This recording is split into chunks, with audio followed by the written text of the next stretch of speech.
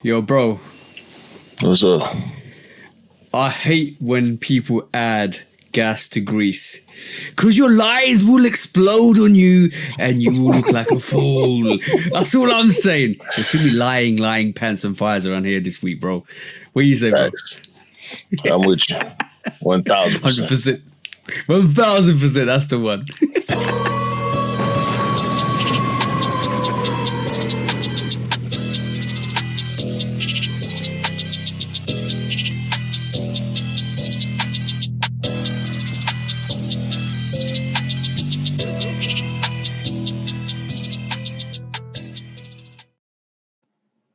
Hey, welcome back to the Tudor Podcast, episode 205 with me and the bro, 808 Kicks ATL. Please do like, follow, subscribe. Come and chat to us. Let's have a conversation. Let's break it down like we always do. And please do check out all our social platforms. Check out Lovekickscustom. Check out 808 Kicks on YouTube, Instagram, TikTok. I've just hit 2K, which is, thank you, round of applause. I'm giving myself a pat on the back. 2K on YouTube and also Congrats. Discord, bro. What's the Discord? Shoot Dog Podcast. And what is the Patreon, bro? Also Shoot Dog Podcast. That's the one, bro. Please do Just check us out. Google What we Shoot here to Dog do? Podcast. Yeah, just Google Shudo Podcast and we're everywhere. And my British accent nearly kicked in there when I said 205. And also, bro, what we here to do this week? Same thing we do every week. Try to take over the world. British accent or not. A British accent on okay, contrary to what I look like, I haven't got no makeup on. I'll be working an 8-hour shift on site. It was freezing outside. It's 12. Right, the time of recording is 1 a.m. in the morning for me. So getting back in the dark, putting the air conditioning on, my red skin being red skin, skinning at the moment. Pun intended. But yeah, you can see. Look, bro, like I walked in the house and I was way more blushier, as you say. Blushier? Blushier. Yeah, my shade's really helping me today because you like a stop sign over there. Bro, I'm the same color as that lavender light at the back, bro. It wasn't even intentional. It's close. It's pretty close. I ain't gonna count. Yo, I came back one time, right? And from another like months ago, and my face felt flush red. And you know when you this is why they say like native Indians used to call red Indians, and I think this is a trait in Indian skin anyway. It's we have an undertone of red, and we talked about this like a long time ago on the podcast. And when you get red flushed, I don't normally get red flushed. I feel red flush sometimes, and I can see it in my skin where the pigmentation is going red. Today is the worst state. It was freezing outside. I walked in into the car, drove in, and the heating was on. I put the air conditioning on, and I was like, "Oh, it's freezing outside." Got home. I went to the missus. Look at my skin. Look at my cheeks. And she was like, she put the flashlight on my face. She was like. Damn, they're red today. I said, I told you. I was flush red the other week and you was like, there's nothing wrong. Hold on, man. Let's squash another misconception. Everybody turns Go on, red. bro. Oh yeah. Everybody turns red. Yeah. Like it's a human thing. Like I don't know if it's the blood in our bodies. I've heard people say that blood isn't actually red when it's inside your body. Is when it hits the air that it changes colors.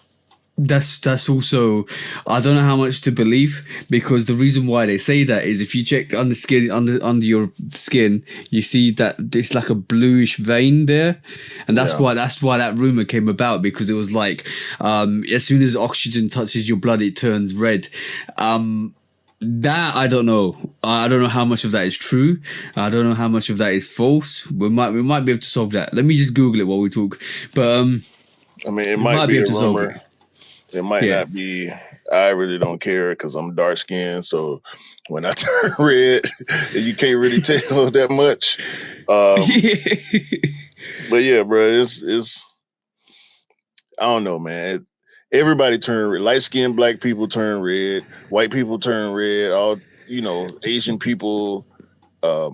Everybody turns red. If your skin is light enough for you to be able to see it, everybody turns red. So I don't Right. put too much sauce on, you know. No. All right, so Okay, cool. This is officially off the internet. I'm gonna read it out. No, blood never turns blue inside your body. Human blood is always red, ranging from bright red when oxygenated.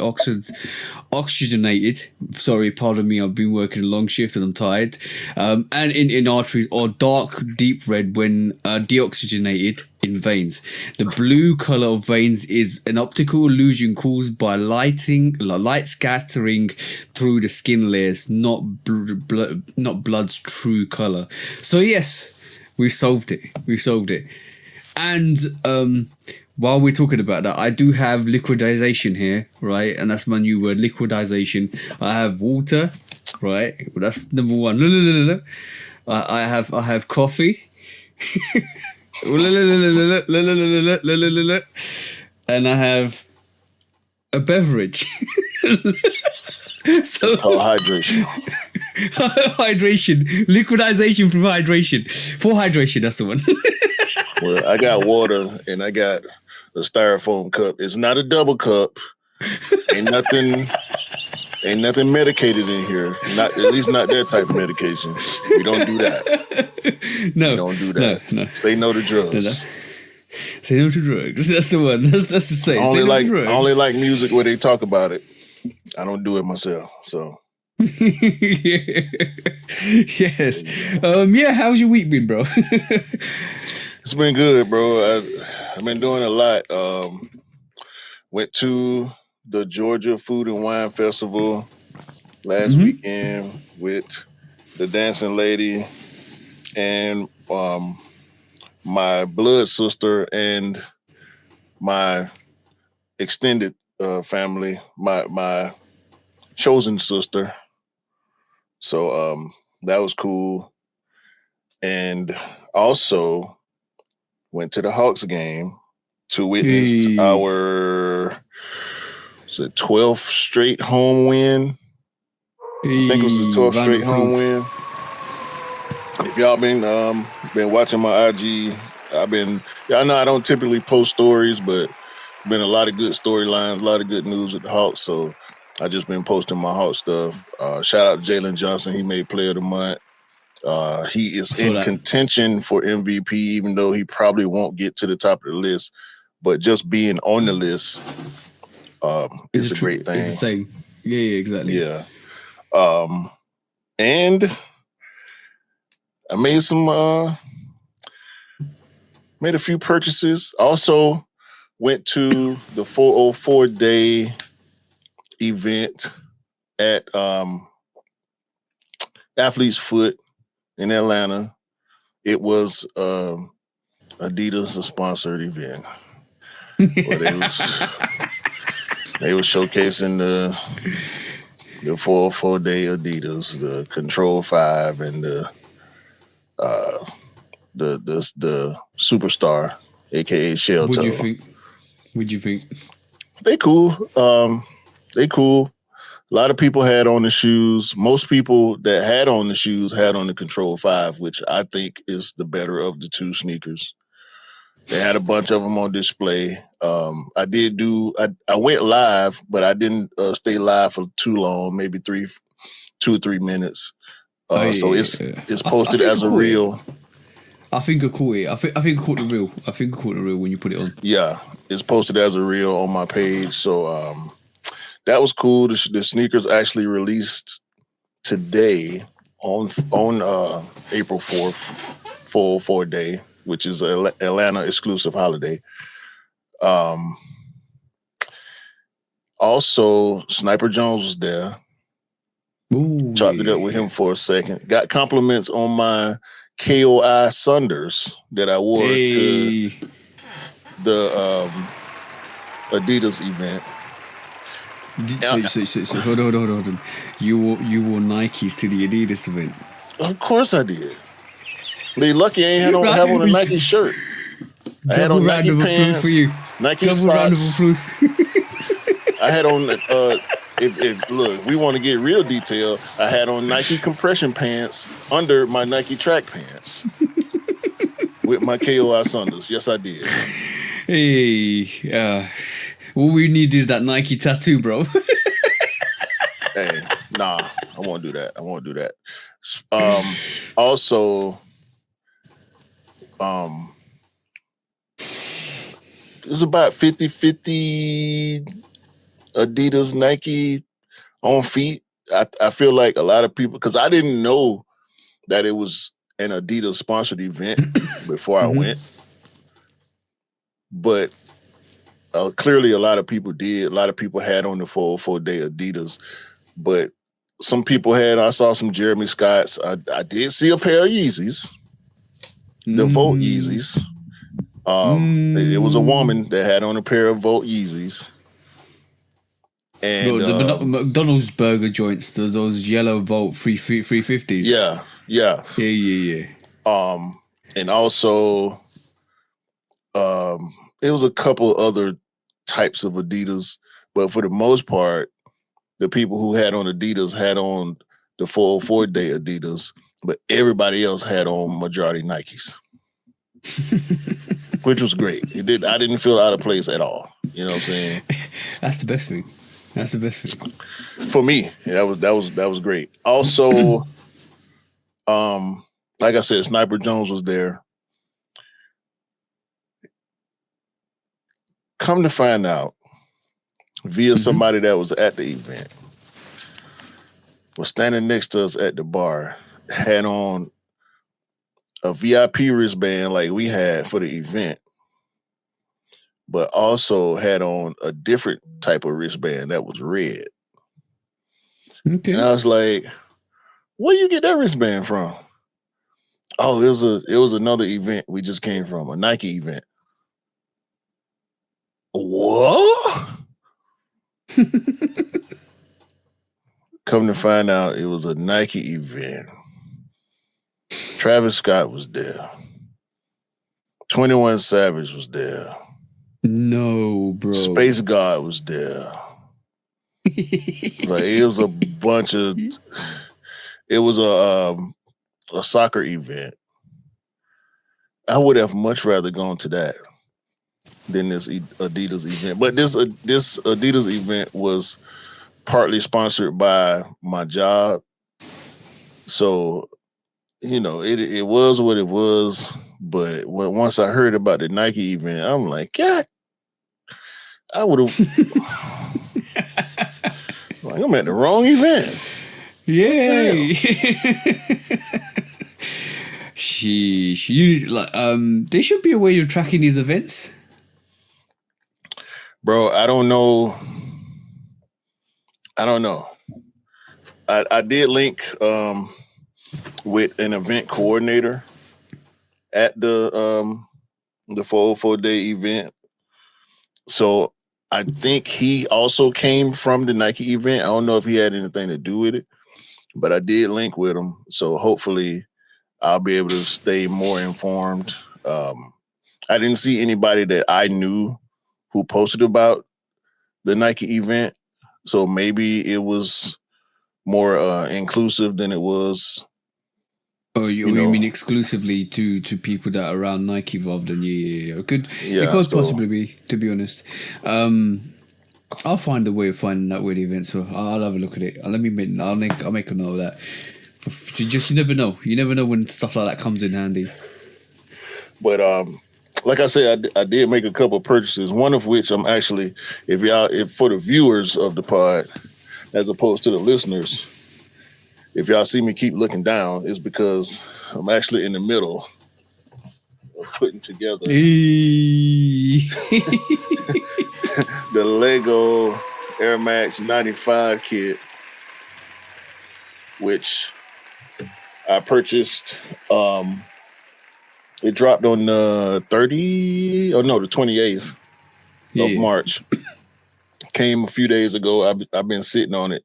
I showed it to you last time we recorded, but I just started working on it today. I'm running through it pretty quick. I'm actually running through it a little quicker than I thought I would. I got the base done right here. Does it come in like batches? This batch does this and this batch does that, bro. It's bags on bags on bags. And there are 2 separate instruction manuals. So it's worse than IKEA then. There's the manual for the base. Yeah. And the manual for the shoe. She's worse than IKEA, bro. It's worse than IKEA. Yeah, so I'm putting together the base first, obviously. So, the shoe will have something to sit on. Trying to work out where I'm going to actually display it. Let me pick this up before I... Well, bro. At least it's not a flat pack. You know what? At least it's not like one of those IKEA flat packs that's just gonna fall apart on you eventually.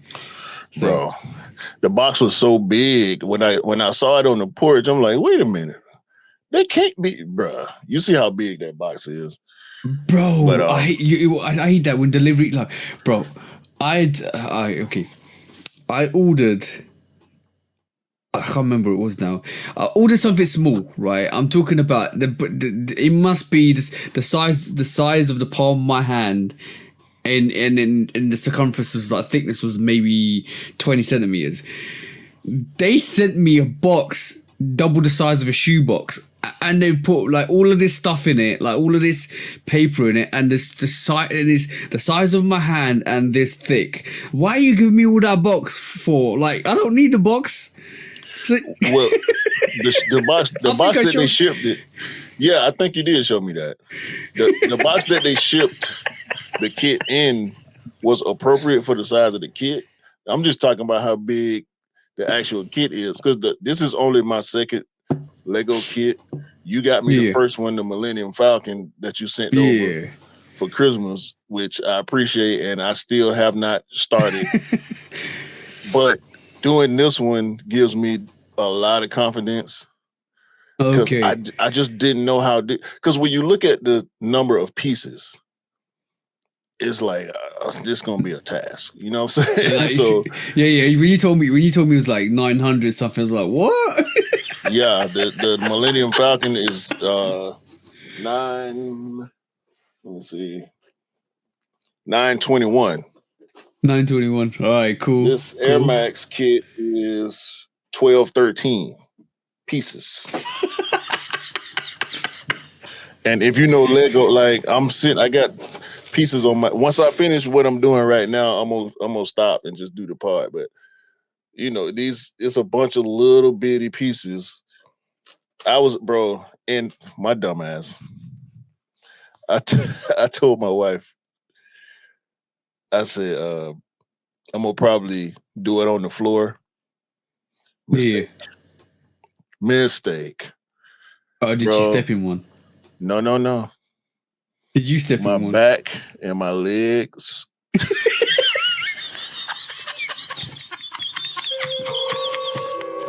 Bro. You basically accidentally sat on one, didn't you? No. Just sitting on the floor for long periods of time, because I'm looking at the manual, I'm looking at the pieces, and I'm just going. You know what I'm saying? And I had a table next to me, and I'm watching the game. I'm trying to watch the game, the San Antonio-Denver game, because that's five game. Jokic versus Wemby. I mean, and I'm trying to watch the game, and I'm looking at the manual, I'm looking at the pieces, and I'm looking at the TV, and so I'm focused. I'm trying to focus on 3 different things, 2 different tasks: watching the game, and then I think I had I'm listening to Joe Budden podcast in one of my ears, watching the game, and trying to put this puzzle together. Hold on. So today we worked out men can multitask. contrary to what everybody else says, men can multitask. And Q's just proved it. Bro, I'm listening to a podcast, watching a basketball game, and putting together this Lego set at the same time. I had zero focus on my body until I felt a little bit of uncomfortability, and I went to move my leg, and it's like, oh shit. It's the stiffness, bro. it's your joints are locked. That's it. Locked joint. That's what it called. Bro, locked. I'm sitting there like this. legs out. It could not move, bro. Could not move. Oh, you know what it is? You know when you're old. Like no. You know your legs are locked. It happens to everybody. You know your legs are locked, right? It's not even old people. You know where your legs are locked when you have to physically move them with your hands. Bro. I'm not finna claim old, but like I said on my birthday post, I ain't old yet, but I ain't young no more. Yeah. I'm sitting there trying to do the dog. For the men out there and the women out there, once you get to a certain age, that sitting on the floor shit is out. I'm telling you, it's out. Don't do it. You only playing yourself at that point. Do not do it. Yeah. I'm sitting there on the floor, bro, for what I didn't realize like an hour and a half before I decided to get up. You lucky you didn't have you weren't in a Buddha pose, because basically I've sat down one time like in a Buddha pose, legs crossed and stuff like that, and I'm like reading something or doing something, and I'm like a couple of like half an hour to 40 minutes in, and I start feeling it. I was like, oh, okay, cool. And one of my legs is numb. It's got pins and needles, and I can't move it. Yeah. That's the worst one. That's just long enough. That is just long enough to play. But your mind's thinking, I can do this, and your body's like, what the F are you doing, bro? You can't do it. You can't do it. You ain't built like that no more. It's over. Okay? All that sitting on, bruh. I'm talking about no blood, no circulation. You know what I'm talking about? So yeah, that was a mistake that I won't make again. That's why I'm sitting here. Yeah. Avoid the tingle. Avoid the tingle. So when I came upstairs, I said, you know what? I had a little bit of time before you was gonna be ready to pod. So I'm like, okay, let me start working on another piece. Because I'm ready to get it over with at this point since I started on it. I'm probably going to finish it before I go to sleep. Yeah. But, bruh, I'm sitting at a table. I'm doing it at a table. I would not be sitting on the floor trying to do this shit. I don't care how much space I need or don't have. I'm doing this shit sitting in a chair. You can believe that. All right. Question. Would you glue it? Nah. Okay, cool. I mean, maybe I need to since I keep dropping.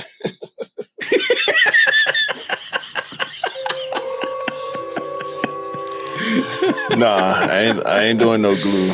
It's not meant to be glue, bro. Like that's the thing about Legos. They meant to be stuck together. Don't nothing seem like it ain't gonna stick. So I'm gonna just do it how they telling me to do it in the instructions. And did you see the Lego World Cup advert for the actual trophy? Yeah, I did see that. Yeah, that was dope. That was hard. That was actually quite dope. Hard. Yeah. Vinicius Jr., Mbappe. So they had Brazil, France, Argentina with Messi, and then Portugal with Ronaldo. Who? Some guy called Ronaldo. Don't say that name no more. Don't say that. I started to leave a nasty comment on the post, but I'm like, nah, I ain't gonna do that. Nah, it's not worth it. It's not worth it. Yeah, it ain't worth it. It definitely not worth it. I think there's enough hate. There's enough hate in the world to actually add to that. Just let the man be. Let the man be. Everybody knows what his credibility is down the pan anyway. So it is what it is. Yeah, let doofs be doofy. Yeah. And I did. Did you make any purchases this week? Oh yeah. So yeah, I picked. For first of all, let's start with today.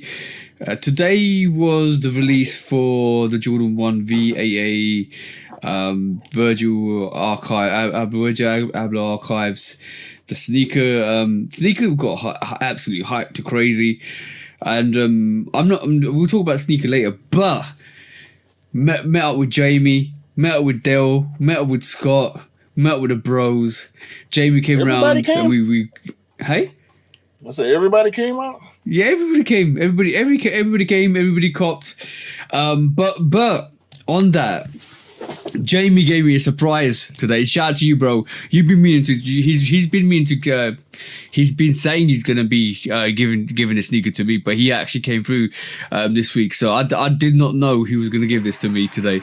But thank you, Jamie, for this, because this is a classic. This is one sneaker I when I started getting into the game and picking up sneakers, I wasn't.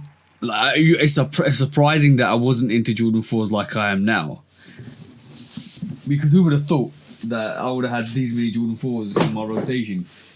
Because he gave me his pair that he hardly doesn't wear of these, bro.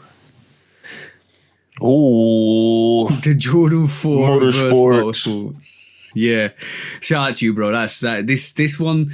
I do need the pure platinums. I do need the motorsports with the white variation, but this is the reverse motorsports. These are absolutely fire. He's worn them a couple of times. He's like, I'm not gonna wear them ever again.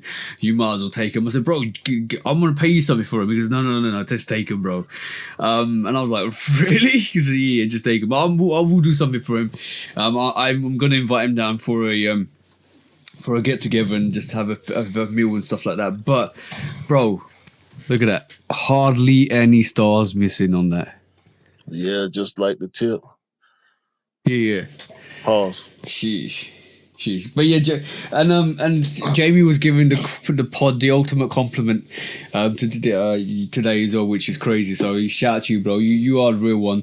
And this is what having a sneaker family is all about. This is community, not the community that everybody else knows. This is community, and I kind of got annoyed this week, and I posted something on my Instagram stories, because there's a lot of people that were bashing. There's a lot of hypocritical people out there, and this is why I said what I said at the start of this intro: is there's too much gas added to this fire or something like that. And I said that on purpose, because a lot of capping out here. There's a lot of frothy coffee out here. There's a lot of steam and no substance out here, with a lot of people that do the most talking. Because I find if somebody doesn't have a sneaker and it re-releases and it's a classic sneaker and it's overly priced, that person hasn't got a problem with it. Like, i.e., if a Jordan 4 undefeated 4 comes out, they haven't got a problem with it, because they weren't able to get it in the first place, because it was such a limited sneaker in the first place. It didn't really come out to the public, and they were happy for it to come out. Right. But when a sneaker like a Jordan 1 Off-White Alaska re-releases as the VAA, they've got a problem with it, because they originally got it. And they don't want it to come out to the general public, because then everybody gets it. And when everybody gets it.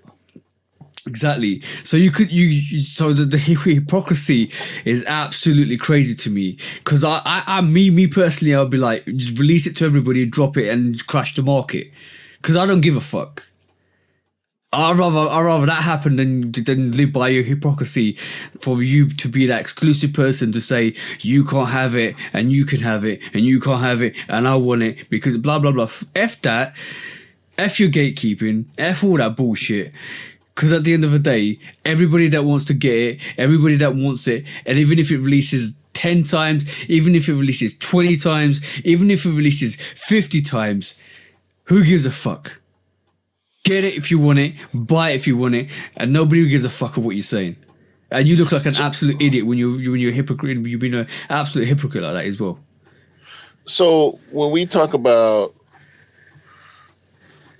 having the knowledge and having the know-how to be able to cop, that's the flex.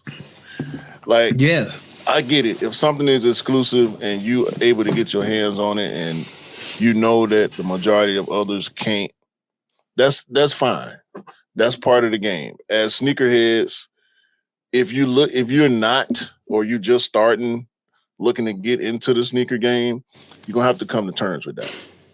That's something we have all had to come to terms with, you're not going to be able to get everything. Nobody is able to get everything for retail.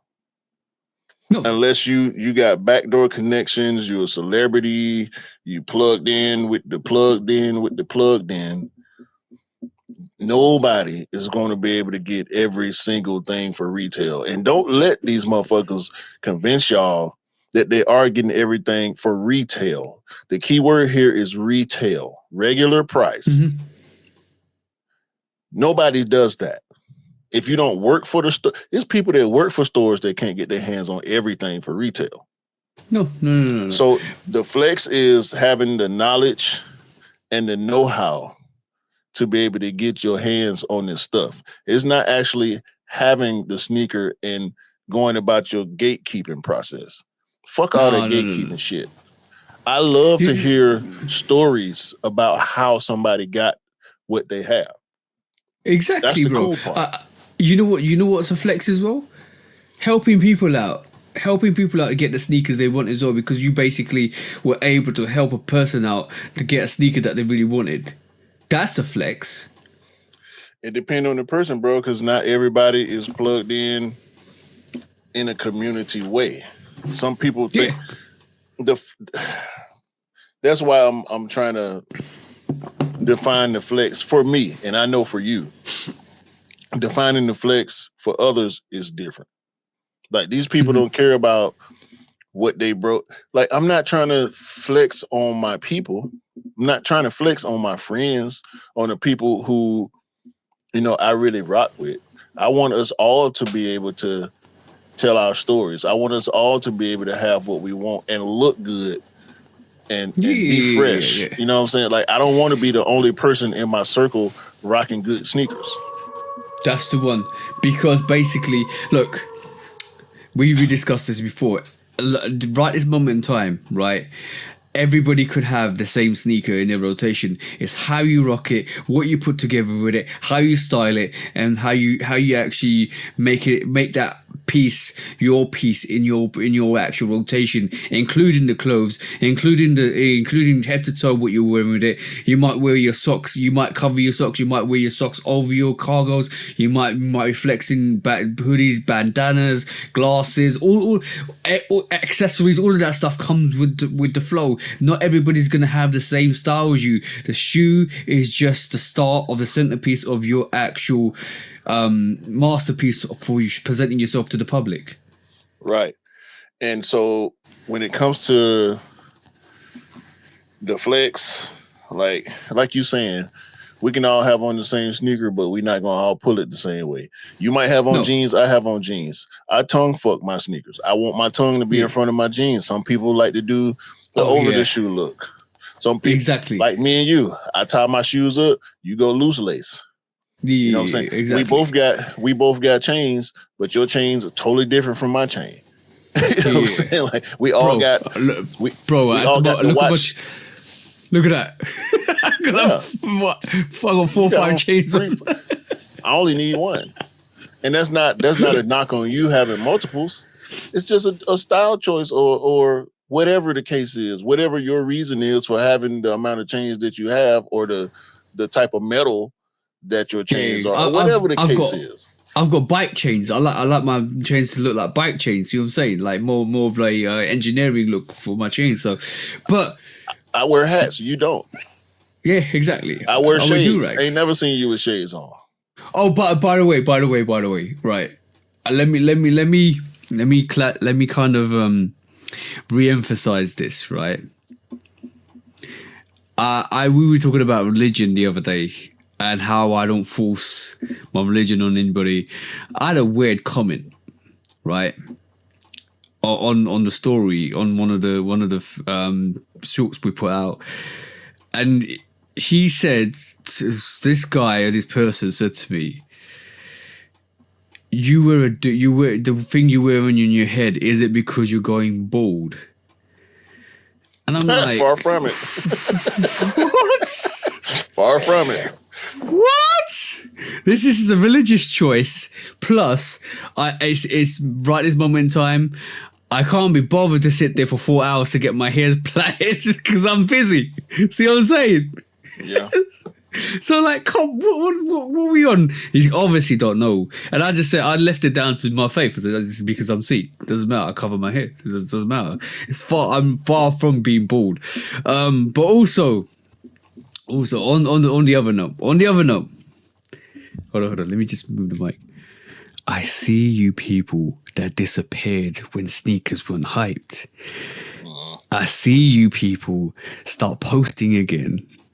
And I see you people start hyping stuff again, wanting the hype releases again. It's too late for you guys. You should have always been there. You should have always loved it because we can see that you were never passionate about your sneakers. You never passionate about what you were rocking. You were just passionate about what hype he was bringing. We see that clearly now. Don't come back into the scene thinking you can post them, you do this and do that and do this because you were there before. No. Stay in that absence corner. Stay vacant. Because the people that have been rocking sneakers during the lull, during the fact that everybody was saying Jordan 1s are dead, Jordan 3s are dead, Jordan 4s are dead, all of that stuff, we were still buying them, we were still rocking them, we were still here. That's evident. Stay in your absence corner. This is detention time. And you belong in detention. Disappear from the scene. Don't come back. Bro, I ain't went nowhere and I ain't planning on going nowhere. Furthermore, I'm gonna always buy what I like and rock what I like, such as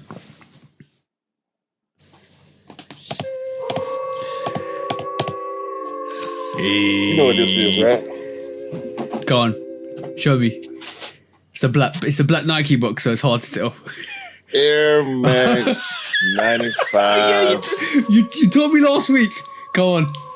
Greedy 5.0.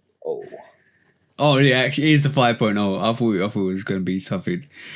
What do you think of the reverse gradient? That's the same reverse gradient that they did on the reverse neons. Yeah, this is the MoMA gradient, which I think the biggest feature of this sneaker, which at this point allows me to be like, okay, I don't have to pay resale for the MoMA 95. Yeah. I have a sneaky feeling those will actually come out in a bigger release in the next few years. Maybe a re-release. Yeah, I think it might. But that MoMA pair is it's MoMA, bro. Like, yeah, MoMA does. For those of y'all who don't know what MoMA is, it's the Metropolitan Museum of Art in New York, and I love MoMA. I've been to MoMA. Wait, did I go to MoMA? I didn't go. I have not been to the actual museum yet, but I shot with MoMA. I rock with MoMA. I love art in different forms. So, I got a bunch of MoMA t-shirts. I need to get the MoMA Nike socks because they seem to never sell out, or if they do sell out, they always restock. But I could definitely vouch for this because you guys don't know what we get up to after the pod and after the post pod because me and Q sat down and went through some of those absolute beautiful apparel after the pod once, and we spent maybe like half an hour to an hour looking through the website.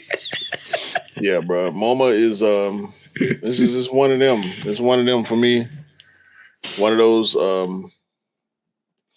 those places that deserve all the acclaim that they get for the features that they do with the different artists that they rock with.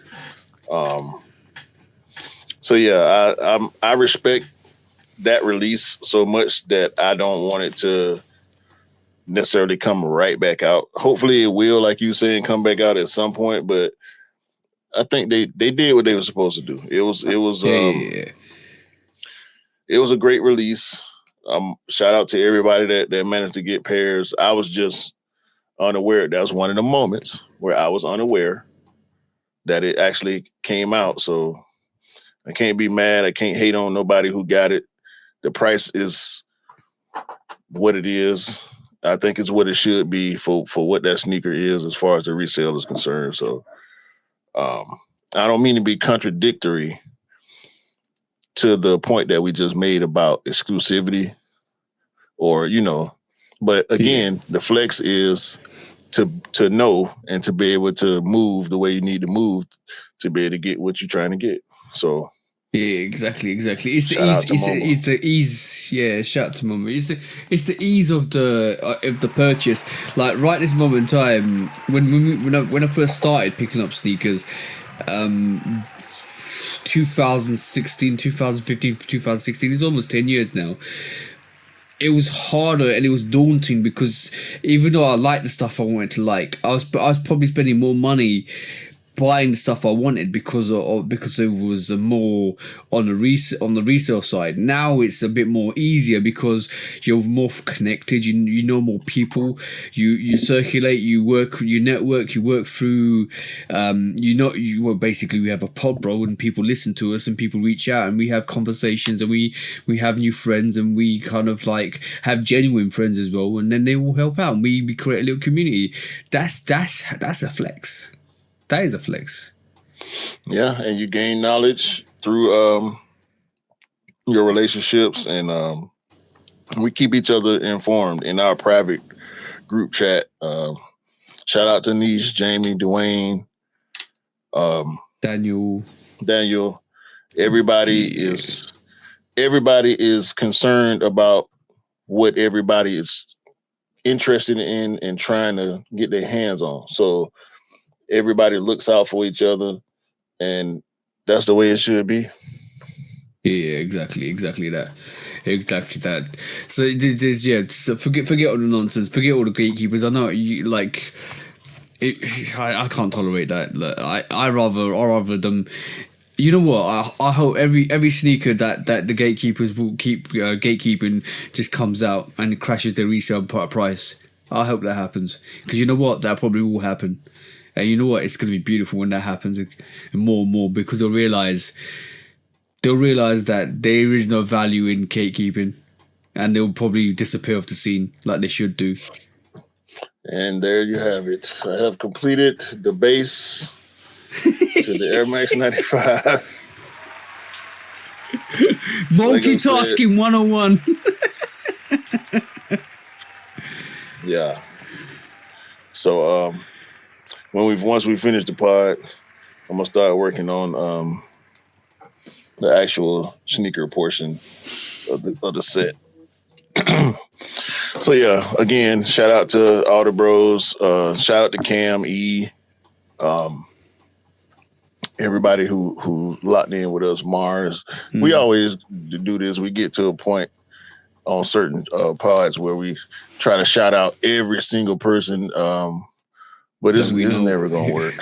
Shout out to Mitso Collector, Sneaker MD. You know what's always good though, like when you have meetups, when you meet. Shout out to Scott and shout out to Dale Scott, as well. When you have meetups, you see the bros and you remember like it's like you don't. You always talk to them on the phone and you always talk to them via Instagram and stuff like that. But when you meet up, you remember that you guys are like instantly click again. Like you don't, like there's no absence, which is good because that's how genuine friendships work. Yeah, man. I'm just dropping. I got too much shit going on. Hold on. Glue it.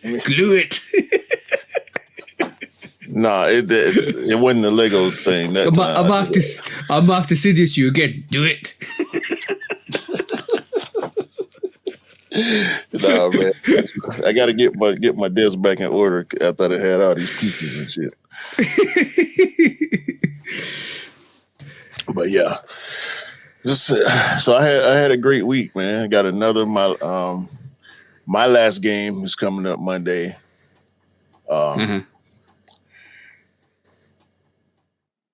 I don't think I got nothing else going on immediately. But it's festival season. It's concert season. It's about to be NBA playoffs. So spring break coming up, Easter coming up. It's about to be a lot going on outside. So just looking forward to seeing how things progress. We're getting a lot of sneaker news, a lot of new sneakers coming, a lot of sneakers coming back from years ago, new colorways, new silhouettes. The archives. So. Yeah, the archives. Yeah, that's the one, bro. Yeah. Well, you look at what is anything you looking forward to? Right now, I'm looking forward to the apple green or apple blue, depending on where you look at. Is the name of the colorway change. But we got more 95s coming, which we're gonna get into on the first quick strike. Okay, let's go. So, get my shit together. Make sure I don't break nothing.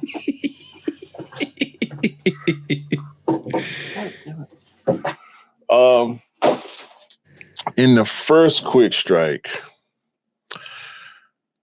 I want to talk about Air Max and the fact that one of the legends, Tinker Hatfield, came out in what I think is now a deleted tweet or deleted post. I don't know how much truth it was to it because I can't see it right now. Bro, when was it posted? Actually. Yeah. When was it posted? I realized that after it got posted. When was it posted, bro? Did I fall for it? I might have fell for it. Yeah, it might have been April 1st. No more air. Was it a no more air post, bro? Yeah. Was that fake? Yeah. Okay. He gotcha. So fuck whoever put that up. Unless it was Tinker himself. Tinker, you on bullshit. Grown ass people who still do April Fools is some bullshit. April Fools is a kid's game. Bro, when April Fools came about, there was so much foolery this year. You know what? I'm going to be honest. You know why that happened? Because nobody's taking April Fools seriously anymore. And because nobody's taking April Fools seriously anymore, it's easier to dupe people now. Because people like F April Fools. And now when you put it out, people tend to believe it now more and more. And it's like, okay, is this true or not? But I don't think I saw it on April 1st. That's the problem. Because I purposely stayed away from social media on April 1st because I didn't want to get got. I did see some obvious like NBA bullshit where a lot of the independent NBA content creators was posting this trade or this player going here, that this player got injured, this player retired, this player coming out of retirement. It's like, all right, bro, shut the fuck up. But because that post with, I'm trying to find it now because I did screen cap it. That post said no more air because they're running out of air to put in the air bubbles. Yeah, bro. I'm like, what the fuck is Tinker talking about? You know, such thing as running out of air, bro. But then, in that very same day, we got news of like 4 or 5 other Air Max and Air Max 90s and Air Max 1s coming out. You know, piss take. This is the piss take. They dropped the Bordeaux 7s in the April Fools. And I got excited because they're going to drop the Raptors next year. I thought maybe it's going to happen. But yeah, they dropped the April Fool's Bulldogs. And I was like, you bastards.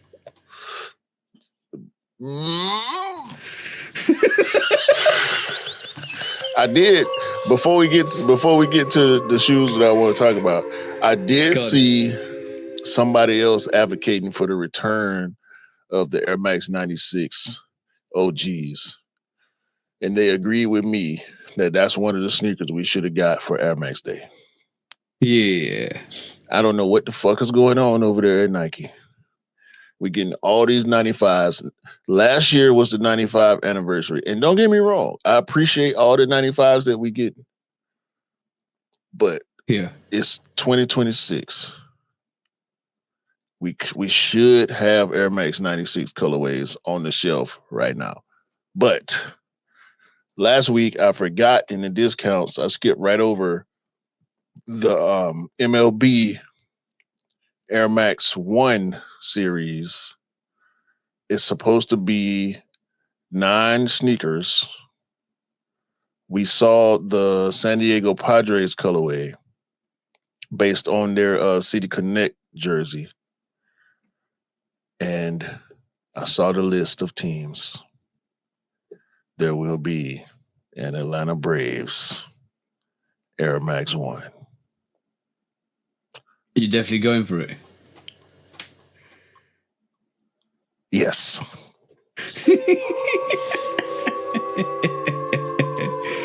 I might have to skip out on something else I want.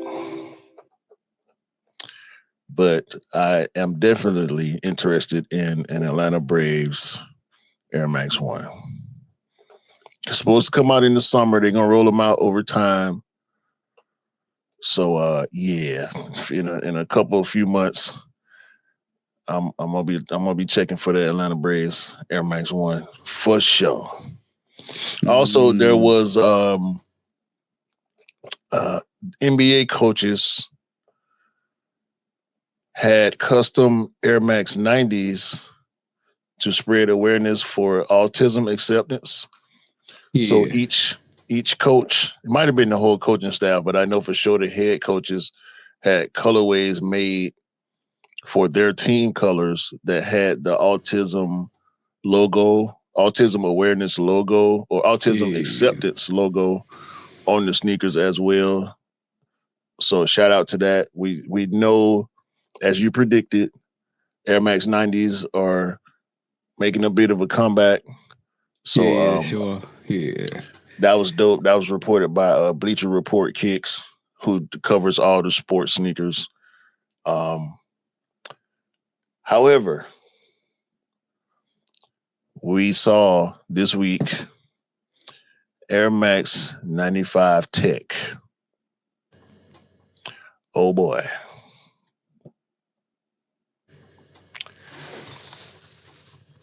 Mostly black, a little bit of a gradient from the bottom to the top. I love when Nike plays with the silhouettes in subtle ways. And this, in my opinion, is a dope way to play with the 95 silhouette. Instead of doing the ribs in the traditional way with stitching and layers, they just put lines in it. You can see the eyelets go from the top of the uppers all the way down to the midsole. Embossed features. I'm really digging this. What'd you think about these? Is it supposed to be like a transparent variation of the MX 95? Yeah. Streamlines. Yeah, okay. They streamline the classic. That's dope. That's fire. Also, we got that back tab is nasty. With the silver on top of the black, that's nasty. It's almost like the same thing they did with the collaborations. I remember New Jordan 5s where they actually took the pods off and made it streamlined. So it kind of like did the same thing kind of with the 95, rather than having those pods on the side. They streamlined it, took the pods away so you can see the ribs for the actual loopholes, and then they put the wave on it as well to make it even more streamlined. It's like one unit. Yeah, and it's mesh. Like yeah. I just like it. That's hard. We also saw full pictures of the Palace Air Max 95. I didn't pull those up, but we got a full view. I like them. I didn't think I don't think I liked them as much as I wanted to. Yeah, I was about to say that. I'm slightly disappointed with them. I'm not necessarily disappointed, but I don't think it's something I really want to add to my collection. Yeah. They're hard though. They're hard. I love the black to silver gradient. Yeah, I thought it was going to be a bit more chromish, which it isn't. It on feet. I think it looked better on feet as well. On feet, they looked a bit chromish. They looked like it was more of a silver grey to black. And it's almost like that when it was taken off feet, it just didn't hit right. It didn't, like, I don't know what you're feeling. It just didn't hit as well as we thought it would hit off feet. Do you know what I'm saying? Mm-hmm. Yeah, but they definitely dope. I'm not knocking them or hating on them at all. I just don't like them as much as I thought I would. Because when we first saw pictures, dude had his pants on top of him and all that. So yeah, I mean they good. We also saw and supposedly got confirmation that we will be getting this woven Air Max 95 that's based on I forgot the player's name now. A soccer player, the goalie from the Mexican goalie. Yeah, no. Yeah, classic. Campus. I think it's Campus. Something like that. I'm pretty sure he's a legend. He's a very I think he's a small goalkeeper in terms of height, but he was a magician in behind the goal. He could save anything. I'll pull up the name in a bit, but yeah, I know who you mean. Absolutely a legend keeper. Yeah, so the sneaker community online sniffed out the fact that this woven colorway might be based on him because of the colorful uniforms that he would wear. Yeah. Always with the bright colors, the pinks, the orange, the greens, the yellows, in a diamond pattern. And somebody peeped out that there was a diamond pattern on the insole of these sneakers. And I'm rolling with it. Even if it's not true. It's Georgie Campus. I knew, and I'm going to put up the colors. There you go, bro. That's the one. Hold on, let me. Yep. Yeah, I knew he's a legend. Mexican keeper, absolutely fantastic. Very small in stature, but he could save anything, bro. Literally such a legendary keeper. Yeah, so these are hard. Don't know if I want to go for these or not. Depends on what time of the year they come out and what's coming out around them, like I always say. I think they might come out around the World Cup, to be honest, because that's when we're going to see most of these sneakerish drops, because the World Cup's going to be in June time, so we expect to see that pretty soon in the next couple of months. More than likely. And last but not least, I wanted to highlight us getting official pictures of the Air Max 95 Royal Blue. Shout out to 110's lad and everything Air Max. They always keep us updated with what we're getting in the future with 95s in particular. Mm-hmm. I don't like this colorway as much as some of the other colorways that's supposed to be coming out around it that we talked about a lot. The apple greens, what's the pink? The pink and blue, or is it pink and green? Yeah, I don't know what you mean. Wouldn't it be better if it was a blue gradient all the way through? I can't say. I think it's too much black on it, not enough blue. I mean, I get with the one blue rib and the blue air bubbles. Yeah, they could have put blue on that top netting and maybe blue make it on the 3M and the toe. Yeah, there's a lot. There's a lot bit lacking with that, in my personal opinion. Yeah, but the yellow trim is dope. I just wanted more blue on colorway that y'all gonna call royal blue. I can't remember seeing a 95 with that much white and blue on it at the same time. So I think I would have liked it more if they'd have put more royal into it. But the back tab is dope. It's a little different material choice on the back tab and on the uppers for that matter. That still might be free and reflective as well, because that, even though it's black, it still might be fully, like, might shine when you take a snap. Mm-hmm. So yeah, we'll see. I think these gonna sit a little bit.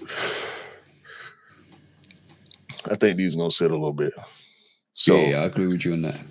Hopefully, I'll be able to put hands on them in store, get a better look at them. But yeah, I think you might be right about that 3M too. Some of the black, and it looked like it's got a 3M piping along that top rib. Yeah. Talking about, we're staying on an Air Max slightly now. Talking about having a look at the Air Maxes. I saw the Air Max Liquid in store, bro. What you think? Very stiff, like the midsole to outsole is very stiff. It's narrow as well, even though it's got like prime knit or like a knit on the top.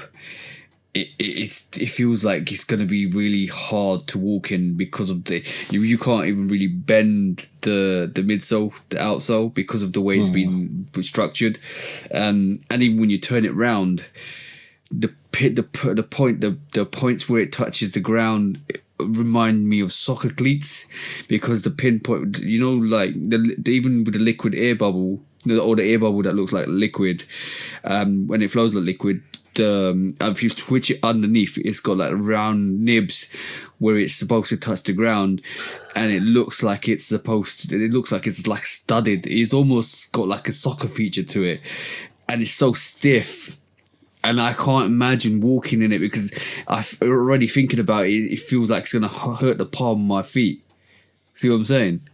I don't think it's a winner at all, bro. Like, it just literally feels very stiff and narrow, and it's gonna hurt your pinky, your big toe. It's gonna hurt the palm of your feet. So you need a massage. You need something to actually accommodate it, because it will hurt your feet. You might have a breaking period. I don't know, because this is new. So yeah, I haven't got a clue, bro. Yeah, ain't something I was gonna be trying to cop anyway. So. No, but it was worth looking at, because I was standing in the queue with Scott, and Scott goes, "Oh, there's a liquids, Air Max liquids," and he's the first person who said, he goes to me, "It's stiff, bro." I was like, yeah, it's bloody stiff. If I can't bend it, yeah, I have yet to see him on feet. I feel like when I do see him on feet, I'm gonna have to stop that person and ask them how they feel on foot. I ain't watching no reviews or nothing like that. Probably should watch some reviews. No. You don't need to ask them. Look at the way they walk, because if they hurt somebody's feet by the way they walk. I don't know, because people still out here doing the duck walk. Quackity quack. People still do that, bro. People still gripe about creases and all that. I just had a conversation last week where dude was telling me, like, yeah, I don't like 12s because they crease on the inside, right? Soon you wear them, they crease. It's like, bro, they shoes. Like, they shoes gonna crease. Yeah, your feet bend. If they didn't crease, it would be more pain. Yeah, exactly. Like, you need to mold the feet. You first of all, you need to mold the midsole or the mid structure of the sneaker to your feet to make sure it adapts. You know what? I've gone past the notion of not creasing your sneakers. That died maybe 5 or 6 years ago, because, bro, I'm gonna be honest. I didn't like when Jordan 5s turned piss yellow in terms of the translucent stuff. Yeah. I was that person that was advocating for, I don't like that. I want it fresh. I want it clean. I want to try and keep it clean. But over the years, it took me 4 years to get over that, and I'm like, no, you know what? That looks beautiful, because basically it just looks absolutely like worn in. It looks like it's supposed to look like that. It just looks classical. And then they started releasing all the vintage stuff, the pissed out outsoles, the cell stuff, and it just kind of re-emphasized what I feel about it. And creases on sneakers shows you the, what do you call it? That's like medallions for sneakers. It's been through the wars. It's been through the trials and tribulations. And this is why they re-release sneakers, because they know once that sneaker's done, you can retire it. It's a veteran now. You can get a new variation of the same sneaker that released 20 years ago. See what I'm saying? But one thing, shout out to the bro Scott as well. Me and Scott had this conversation as well. We were talking about the Air Max Liquid, right? The sneaker game is built, and you're probably going to agree with me on this. The sneaker game is built on retros. Any brand you look at, they do well with all their retro sneakers. You could look at Adidas, you could look at Reebok, you could look at Nike, you could look at Jordan. Every one of those always relies on retros. The new stuff does well if it's limited. When you start saturating it, it doesn't do well, right? But every time they go back to retros, the 90s, the 97s, the 95s, the Air Max 1s, every time, even the Campus, all of the stuff is retro stuff. So like, I think this is why one thing I don't like is when people come out and say, oh, this sneaker's dead and this sneaker's dead and this sneaker's dead, like, but you live on retros, like, and this is why we can't take some idiots out there, especially influencers, that say, oh, it's the same model with a different color, but you live on retros. Tell me a sneaker outside the retros in the past 2010 that's done anything. Because you live on retros. Bro, look at how long certain silhouettes stay around. Like, I thought the Air Max 270 would have been gone by now. Nope. They're still making them. You can go in any store and get them. People still buying them. Brand new pairs. Pulling them out the box like they just came out this year. So, yeah, once you make something, like, this is not the car industry. Like, that's why that comparison that Jeff Dumbass made a few weeks back was so stupid to me, because new models don't mean the old models go away. Yeah, no. Like, when the 2026 model come out, that don't mean you can't drive a 2020 no more. Okay, let me.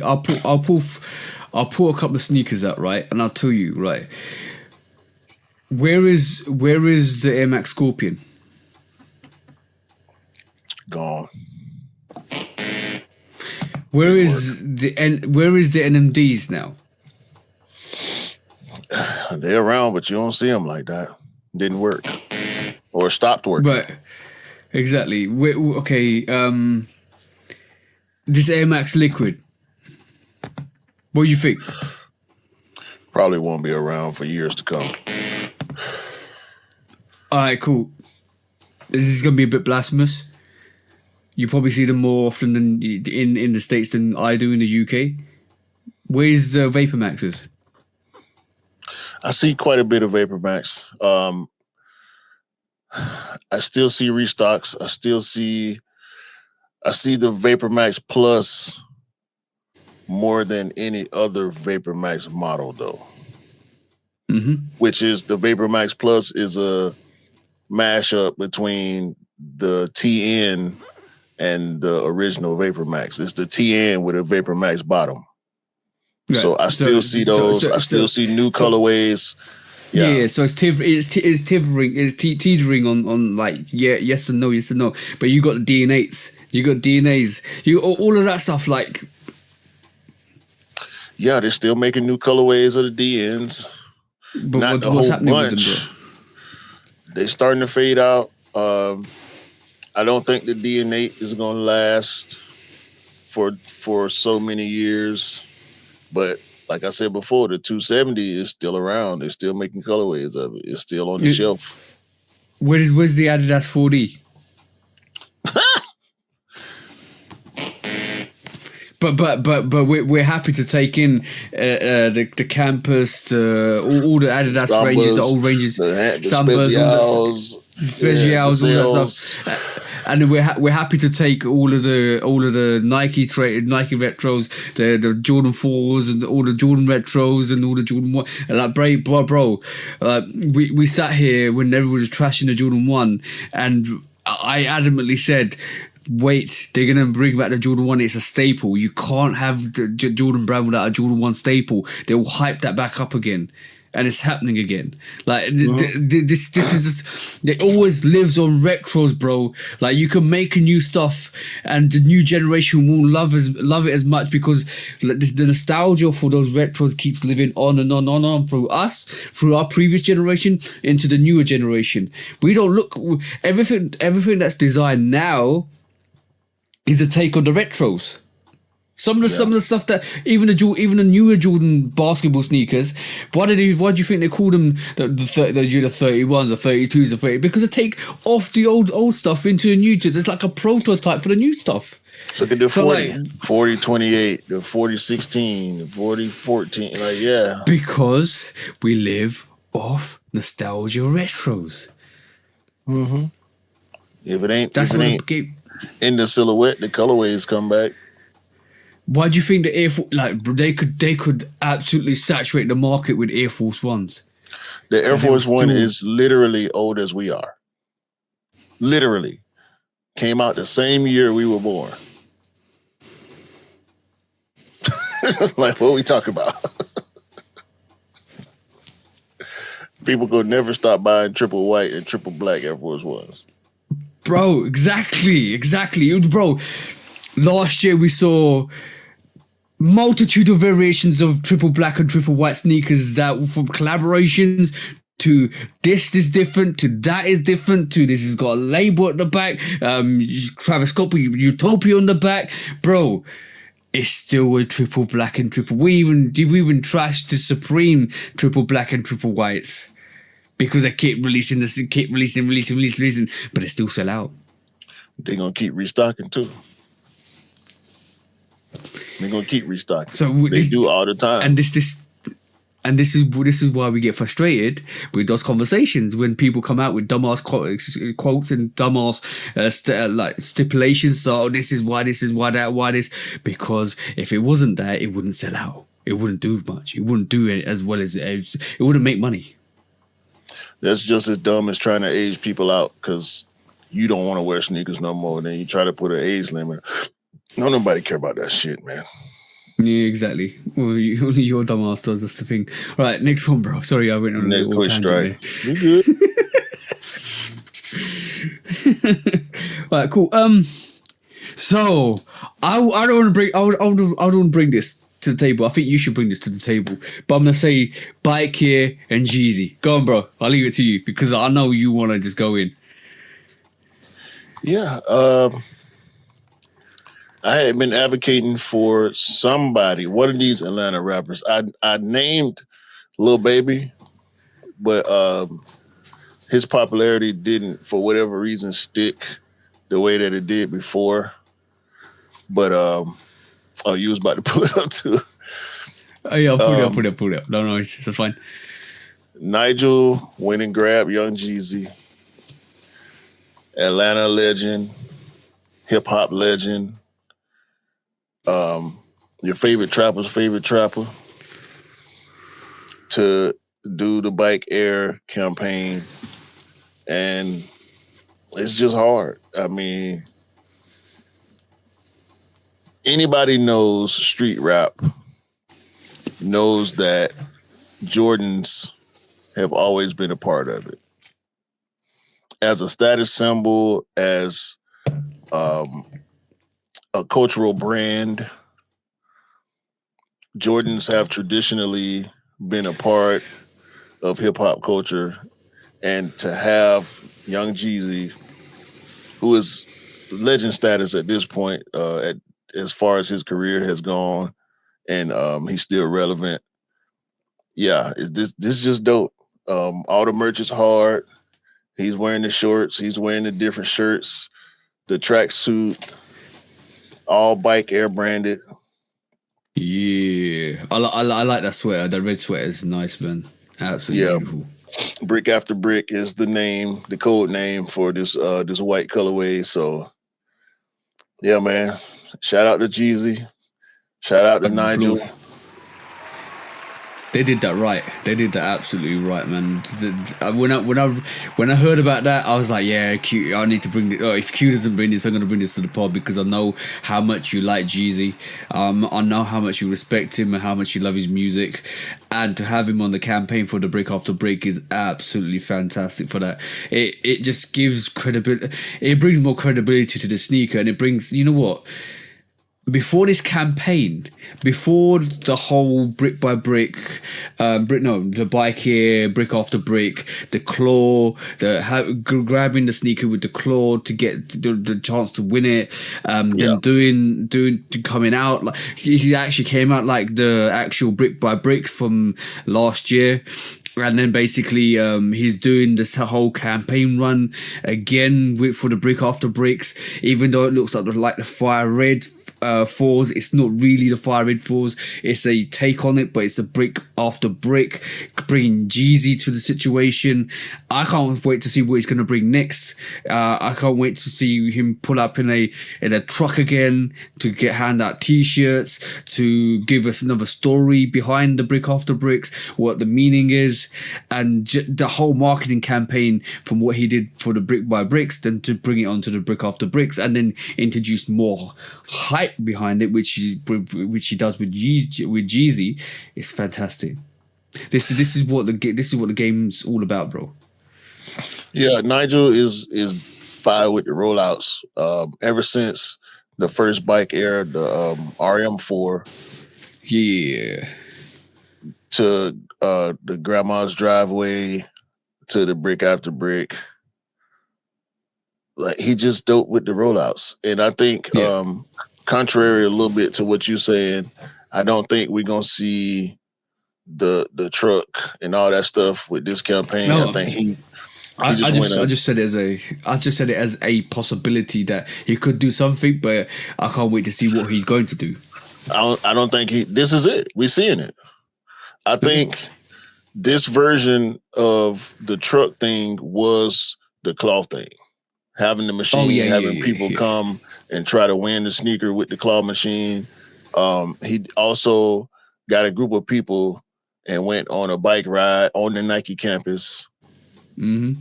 We saw that a few days before we saw this Jeezy photo shoot. So I think this is the rollout. Like, we in the middle, getting towards the end of the rollout. We might see one or two more things associated with the Brick After Brick rollout. But if he does something public, it could be the truck again. It could be some other type of activation live event or something like that. But yeah, we well into the campaign at this point. Yeah, exactly. I don't know. I can't remember when the sneaker's coming out. It might be in May time when the sneaker comes out.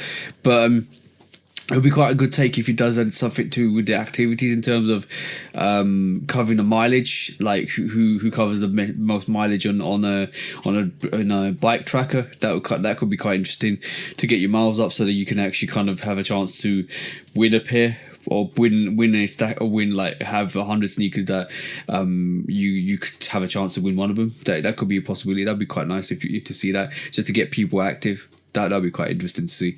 But the rollout looks dope. Rollout looks absolutely dope. Just on Nigel, if he does move away, we've seen him do a 1, and now this is his second 4. Second 4. Except for the RMs, I'm not counting the RMs. I'm counting the full silhouette for the Jordan 4. What would you like to see him do next, if he was going to do something? That's a good question. I can't really say what I would like for him to do. I mean, ones he already done. we could get more ones. I don't know if we will or not.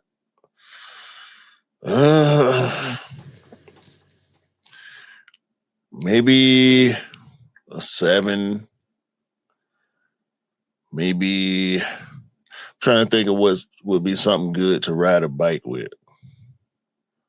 5s, I would say 5s are too bulky. I could see a 3. I could definitely see a 3. I could see a 3 also. I could see a 10. We know it won't be no 11. Maybe a 12. Maybe a 16 or 18 or something. I don't know about the 18. 18 might be kind of boring because there's not much to work with an 18 versus a 16. But I don't know, bro. It could go anywhere from this point. Yeah, it'll be interesting to see. First thing that popped into my head was a 5 when I thought about it. I was like, no, you really can't ride a 5 with a bike because it's too big. Unless they streamlined it, unless they actually kind of modified it. Yeah, they will have to do something similar to the podless 5s. Yeah, like the Ammo Miniers. Yeah, maybe a 5 low. I would like to see more 5 lows in general. Or a 6 low. Yeah. no, maybe. Yeah, I wouldn't be mad at it. Okie dokie. That was good. But random floor to Jeezy again and Nigel Sylvester for that. Yeah. Shout out to Nigel always. And shout out to Jeezy. Dope campaign. Next quick strike. I'm still fucking with this damn Lego thing. Let it go. Let put it this go. down. Adidas. Adidas. Yeah, I wanna give a little bit of love. It's not because I went to the Adidas event. It's not because my wife was trolling me on the post. Simply, I didn't realize she was trolling you. I need to check the post. Of course she was. It's simply because of the representation for these two silhouettes that I want to showcase. First of all, shout out to Anthony Edwards for returning from his injury, but also for this AE2 Atlanta colorway. Representing the 96 Olympics with this black, green, and sail colorway. Took the colors straight from the Atlanta 1996 Olympics logo. The centennial celebration of the Olympics. It's a good colorway. I like it. It looks really nice, to be honest. The green does really well. The gold features in the netting with the sail, translucent outsole. I can't be mad at these. Will I be buying them? Of course not. Of course not. Keeping the same energy is so funny. No, it's not funny. What you want me to say? What you want me to do? I'm supposed to jump ship just because? Nah. No. The way you say it is so funny. Will I get it? Never. No, not never, not ever. But never, ever? No, ever. But that don't take away from the dopeness of the inspiration. I know I'm an Atlanta guy through and through. Oh yeah. It's always good to pay tribute rather than hate. Yeah, so just because, and also from Atlanta representing, we always love to celebrate the Olympics coming to Atlanta. Mm-hmm. It did a lot to and for the city. I like what it did for the city more than I like what it did to the city. That's an Atlanta internal conversation, but Yeah, shout out to Ant-Man for doing that.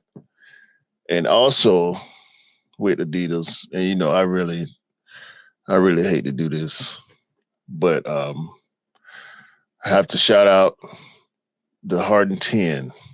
Oh yeah, I saw that. I did see that. For this marathon colorway.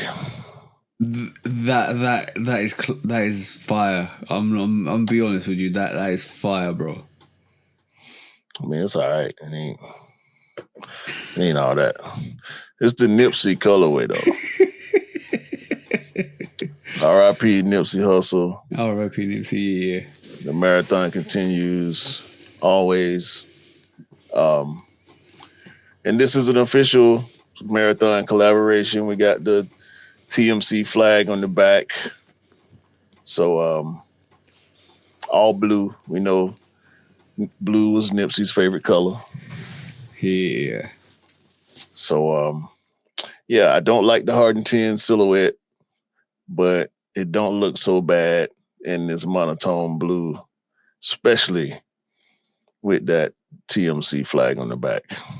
Yeah. If y'all want anything more from me on Adidas, too bad, because that's all I got.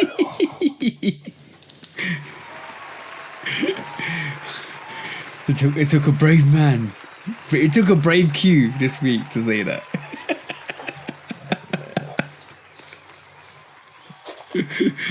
Should we move on? Yes, please. Right, cool. Customs, bro. How valid do you reckon a custom, or who makes a custom legit in terms of a proper release? What? So I'm just it's a double-edged sword question more likely. So if somebody grabbed your sneaker, if Nigel Sylvester grabbed your sneaker, your Jordan 4, any Jordan 4 in your rotation, and he stitched a swoosh at the front and took the tab off and put bike here on the back, will it become a bike here? Will it become an official sneaker that is the bike here, like your Shashika 4s? If you took the back tab off your Shashika 4s and put a bike here tab at the back and you put a swoosh at the front, will it become the Shashika bike ears?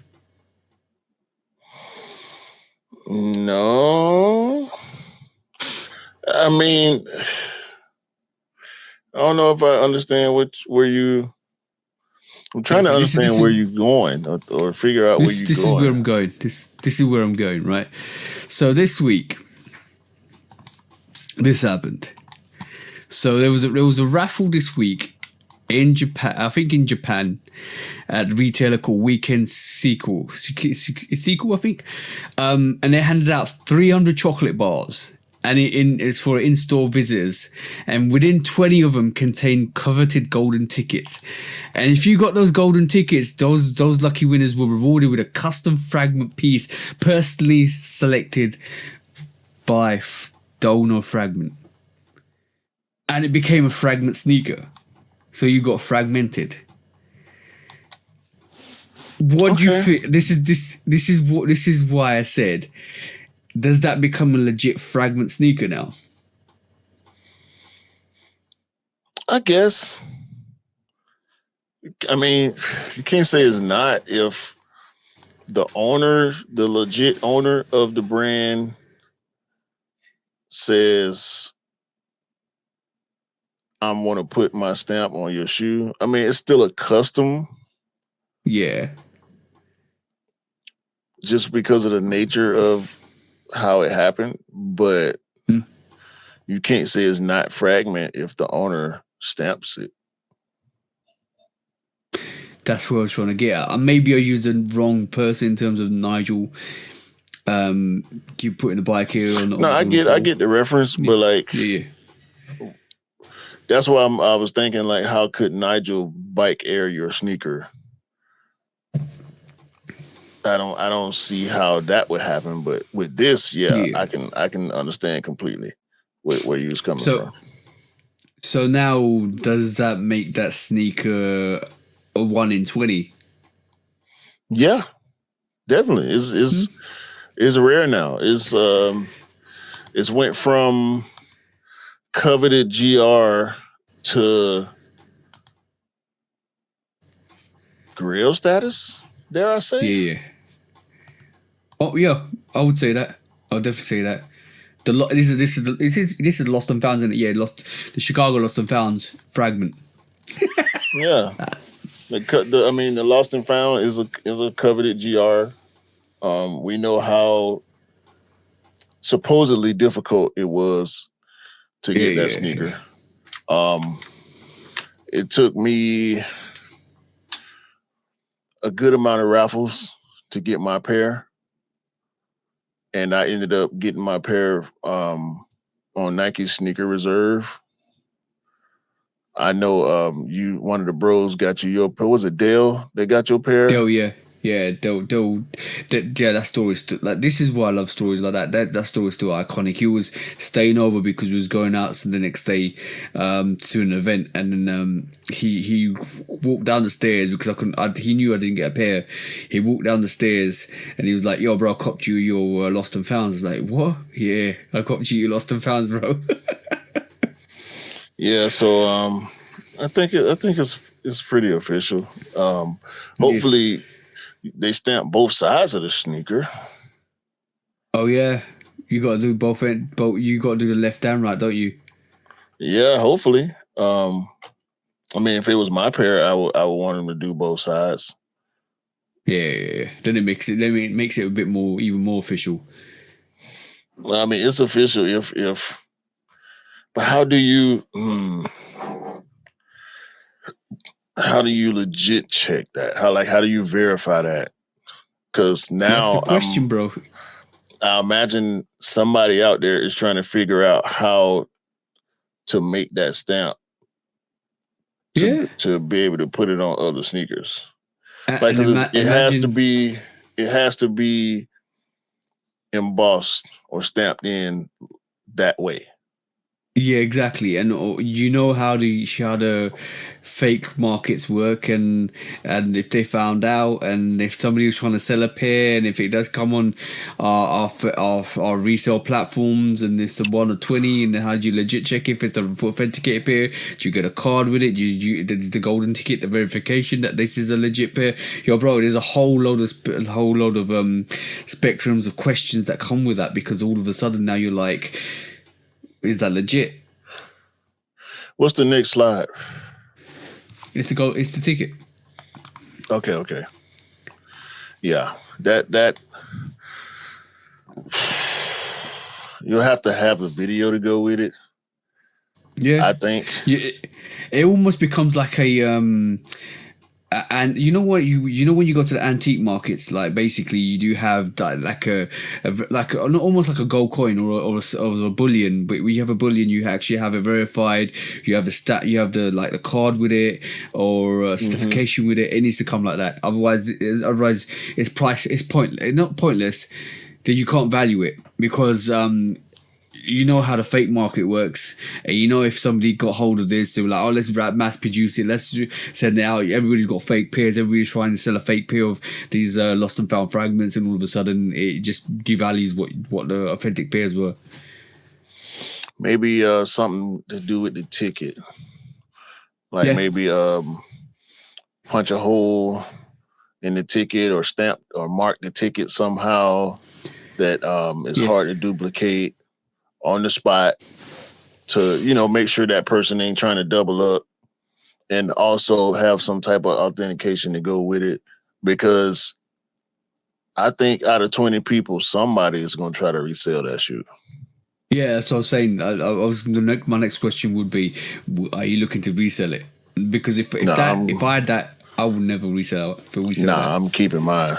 And I'm probably. I would like to say I would want to wear it more often than I've worn mine a good amount so far, maybe 7 to 8 times, something like that. Because that sneaker, because of the leather, wears quickly. Like it starts to crease and wrinkle up pretty quickly, which is not a bad thing in my opinion. I kind of like my ones a little worn at this point. Same. But yeah, that's tough, bro. I would want to have something to do with the ticket, like maybe a hole punch, a signature, a stamp, something. You know what the flip side to this, the whole flip side to this question is, if nobody knew that event occurred and that sneaker was stamped by the owner of Fragment and you rocked it, people were looking at you like, "Oh, you wearing some fakes, bro?" Yeah, that did this lost and found never came with a Fragment stamp, bro. Yeah, 1,000%. And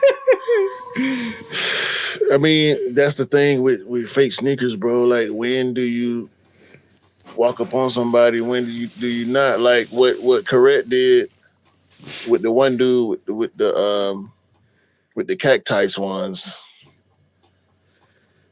That was rare. Like, people ain't often walking up to other people and questioning them about their sneakers, especially if you think it's something fool with them. Like if they fool, they just fool. You call them in your mind or to whoever you with. Like, I've done that hella times. Like, I saw somebody with a pair of Gammas on that looked fool to me, and I'm like, yeah, them ain't real Gammas. But it was an inside conversation with the group of people who I was with. I'm not finna walk up to them and ask them, "Oh, where you get your Gammas from? How much you pay for them? Why they look like that?" You know what I'm saying? Actually, it was at the game. It was at the Hawks game. Oh, okay, cool. Got you. Yeah, saw a dude with what looked like some fake Gammas, and I'm not finna go say something to him. But lost and founds with a Fragment stamp. Yeah, you would think that's like an Alibaba special Panda buy special. Them came in a DHL box. You know what I'm saying? A busted DHL box, that. Right. I wonder what all sneakers people had on at that event though, because. Also, yeah, that's one. The thing is, not all 20 would be lost and found. It depends on what the person was wearing as well. So it could be a whole spectrum of sneakers. So yeah, that's an interesting one. Yeah, but let's leave it at that. Otherwise, we're giving all of these idiots that love fakes the whole reins to do whatever they want with their Fragment stamp. Right. Yeah. Next quick strike. That was a good topic. I didn't realize that happened myself. Yeah, exactly. And if somebody had worn that, you'd be like, "What you wearing, bro?" I might. Yeah, I wouldn't have said nothing.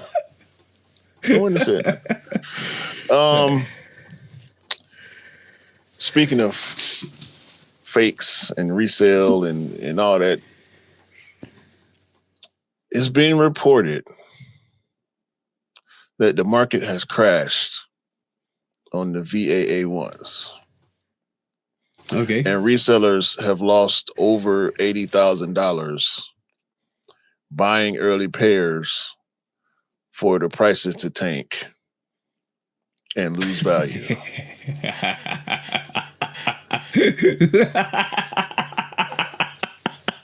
Bro.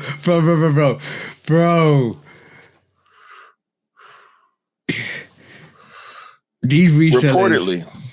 Go ahead. Bro, reportedly, even if it's reportedly, this is why I was doing the evil laugh. These resellers truly do not do their research. These same resellers don't know the market. If you're buying early pairs of the VAA Jordan 1s, we knew weeks ago and months ago that was going to be a big release. Contrary to what people were telling, like I picked up. Obviously we met the bros and I picked up my VAA Jordan 1 from Offspring, right? And I had a conversation with one of the guys, one of the main guys at Offspring. And he told me there was loads of pairs of these sneakers, and I knew a month out that this is going to be mass stock like the Union fragment that it released globally. So if me personally, I'm not a reseller, but if I was a reseller, I would not be paying $2,000 or $1.5 for this sneaker, because I know when this sneaker releases, this is going to be about £350 sneaker or £300 sneaker in pounds sterling. I'm not stupid. So if allegedly the people are paying that much for this sneaker early to sell, you truly do not know the market, and you deserve whatever was coming to you. This reminds me of an episode we had a while ago where you brought up this very phenomenon of resellers not being able to predict the market that they claim to dominate and thrive in. Thank you. Just in Japan, which is not a very large country, there were supposedly, well, it's a very dense country, but it's not very large. There are supposedly over 25,000 pairs. Mm-hmm. In early March, prices were as high and probably exceeded $1,600. By the end of March, beginning of April, the average price was around $700. That's over or around $1,000 loss per pair. And we saw the pictures of these fucking idiots with stockpiles posting on IG, flexing hundreds of pairs. Hundreds of pairs. This one picture showed 37 pairs. Next picture showed 88, and the third one showed 82 pairs. Between these three pictures, that's where the 80,000 in losses numbers come from. There's a lot of stipulations that go through reselling at this moment in time, right? You need to remember the core aspects of reselling. Number one, this is not COVID anymore. Sneakers are easily accessible. Number two, when sneakers release, the closer you come to the actual release, the sneakers drop in price depending on the amount of sneakers that drop. Even if there's limited to 10,000, when the sneaker comes out, it will drop in price. And when the sneaker comes to hand, it will drop in price before it ever picks up. That's standard. The only time that's ever changed is if it becomes exclusively regional to like Chicago or whatever, because as soon as that happens, it's not accessible everywhere else. So we knew this Jordan 1 was coming out, or just Jordan 1 VAA was coming out everywhere. So you knew this price was going to drop from a month out. And third of all, and this is the most important factor, is people aren't buying sneakers like they used to. Nobody's paying resale prices like they used to. This is not COVID anymore. Nobody's got extra money given out by the government to go spend money on sneakers. So you're not going to pay resale for sneakers. So what you're going to do, you're going to wait for the sneakers to come down like every other sneakerhead's doing. You're going to wait for the sneaker to come out. You're going to wait a couple of weeks if you can't get it for retail, and you're going to see the price of the market. And then if you don't like it, you move on to the next sneaker. That's what's happening currently, and this is what's going to keep happening to sneakers like this. And resellers that are new to the industry or new to the market aren't realizing. They're thinking, let's pick this sneaker up 2 months ahead of schedule for $2,000 each because I've got money to burn, like I'm a stupid idiot, and I'm going to try to sell this sneaker a month out for $1,500 to somebody that wants to buy it, but nobody's actually buying the sneaker for that value because everybody's savvy to the fact that when the sneaker comes out, it's going to drop in price. So according to this report, we know the retail, US retail is $230, so $185 UK. The backdoor price was between $900 and $1,100. the market peak was around 1,600, and now the average price is around 650. So, yeah, value is way down, like $20,000. Bro, like for the one guy who had 37 pairs. The guy who had 88 pairs, the value almost 60,000, and 82 pairs is around $54,000. You really like. You know what? I don't know why I'm huffing and puffing. You didn't study the market. You didn't know what you was doing. You invested a lot of money, and you got burnt. This is business. Simple as. You treated somebody's hobby as a business, and you got burnt. You got what was coming to you. Simple as. Congratulations, you played yourself. You just got played. Exactly. You just played yourself. Exactly that, bro. Exactly that. We win. And if those idiots would ever listen to this podcast, they'll realize that we were spitting game, because there's no more. People are clued up. People are way more clued up than they ever was. Mm-hmm. Here's what it is. 1,500 to 2K for VAA. Yep. And they're selling for 700.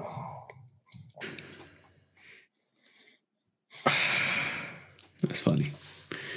That's funny. You just bought yourself a lifetime supply of Virgil Abloh archive. Did you know when they asked? You know when they started asking people about, oh, do you want to buy this VA? You know what they heard?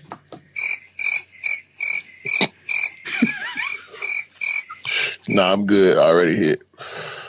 Yeah, exactly, bro. A lot of people hit. A lot of people hit on the archive release. A lot of people, and you know what? As soon as the archive release happened a couple of weeks before, and then the raffles start coming out. I saw the amount of raffles there were for every single shop, bro. Every single retailer. Bro, it was when that last time I checked, it was over 80 raffles in the US. That's a lot for a tier 0 sneaker. And with the supply numbers, each store could have possibly had up to 100 pairs, which is a lot for a tier 0 sneaker. As many pairs as they were with the Union fragment that went global, or more. Congratulations. And you know what? Yeah, congratulations, you just played yourself. And you know what? If they do release the Canary Yellows, if they do release the Chicagos again, if whatever they release again, it will be the same stock number. But you know what? What was it? If you don't learn once, you don't learn twice. You deserve to be burnt. Listen to the man. He's telling the truth. Hey, we spit game all the time here, so you know. No, we'll know what we be talking about. Just lies and bullshit. That's all. Lies and bullshit. Last quick strike. All right, cool. I don't know how you're gonna feel about this one, but I'm gonna say it to you. So Corteiz are doing raffle drops or lucky drops. I think it's lotto drops, more or less. I think it more. I'll need to phrase it right. It's their lotto drops, and what they're doing, I'm gonna showcase you on their web. This is what it is, and what the whole thing with this whole lotto drop is. It's It's basically gives you it's a promotion involves winning a golden ticket. With a golden ticket, you get a chance to win a Porsche, and I think there was a Porsche GT3 RS, and I think Clint actually showed it on his on the Corteiz website. Let me just show you this. So that's the actual car behind him that you can actually win. And as part of that, you have to try your luck to get a purchase for the Lotto drop, then get a golden ticket and scratch it to try and win it. This is something that he used to do back in the day as well, but he's reintroducing that. So I thought I'll bring that to you. What's your thoughts? It's a gotcha games. Yeah, pretty much. It's all gotcha games. It's gambling. It's gambling. This is like playing a wheel. This is like playing a slot machine. This is like scratching a lottery ticket. It's all gotcha games. Yep. I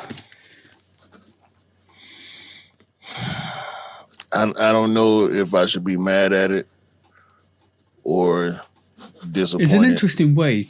Yeah, it's an interesting way to sell product, though. Bro, it was more interesting when it was tied to a sneaker. In my opinion, I mean, they got way more sneakers to let people hit on than cars to give away. Yeah. You know what I'm saying? One car release, in considering that, or a whole range of sneaker releases, is a whole different spectrum in terms of you got more chance of hitting on a sneaker than you have a chance of hitting on a car. Yeah, man, it's borderline nasty work. I mean, in the effort to sell merch, you gotta do what you gotta do. Giving away a car to sell merch is extreme. Yeah, I think you're right. I think I can understand your disappointment. If it was like a sneaker release or a sneaker drop, I can understand. But yeah, it feels a bit more. It feels a bit more like. Yeah, does just angle on the gambling thing. Oh yeah, let me buy some merch. I might win this Porsche. I'll buy some more. Buy some more. All of a sudden, yeah. I understand that. Spin the wheel. Yeah, like I say, it's like playing a wheel. I mean, it's gambling, bro. It's just gambling. Gambling is big. Sports gambling. All these apps. Yeah, I don't like it. I don't like it. I'll side with you. I appreciate the merch being priced at a decent rate or a discount rate. I would be more interested in it for that reason. I wouldn't readily believe that I or anybody would win that damn car without there being some type of rigging going on.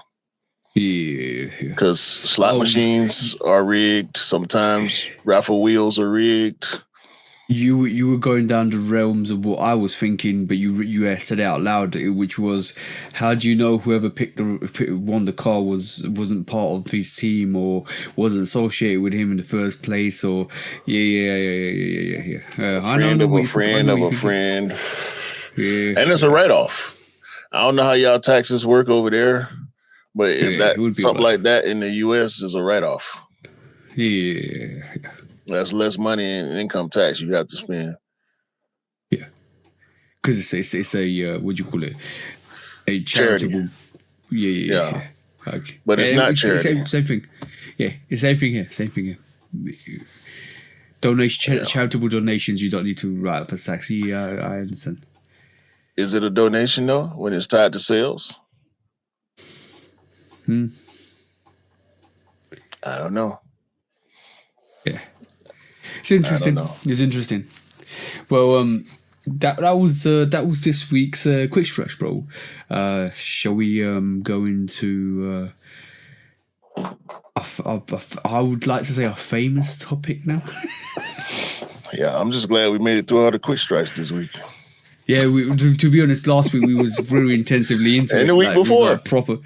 Yeah, bro, yeah. We keep missing topics. But this week we got through it in inadequate timing, so. Yeah.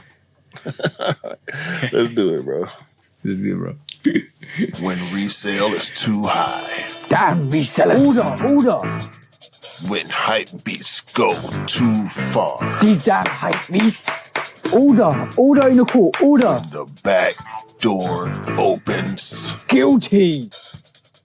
It's time for Order in the court. the sneaker court of public Guilty. opinion.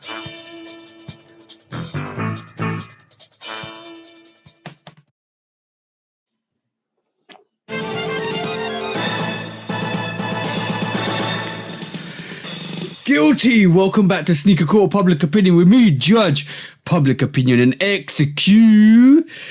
This week we have 2 cases on the docket. First case on the docket is N Clothing. Come to the front. I think you've seen this, and I'm going to say this. On the 3rd or the 4th, it must have been the 3rd. Yeah, I think it was the 3rd, the day before, the day before we recorded. N Clothing dropped 20 pairs, 20 to 15 pairs, I think, I was told, of the VAA Jordan 1s, Alaskas. And they expected it to be a first come, first serve. And it got absolutely rammed. People started getting rowdy. Things were thrown. And I'm like, N Clothing, have you not learned from all the other occasions you've done this? Especially the other occasion when you released another hype sneaker a couple of years ago and from somebody threw a whole chair through at the window and started all this disgruntled behavior. And all the way through COVID when size did something and somebody got hurt and somebody this and that and this.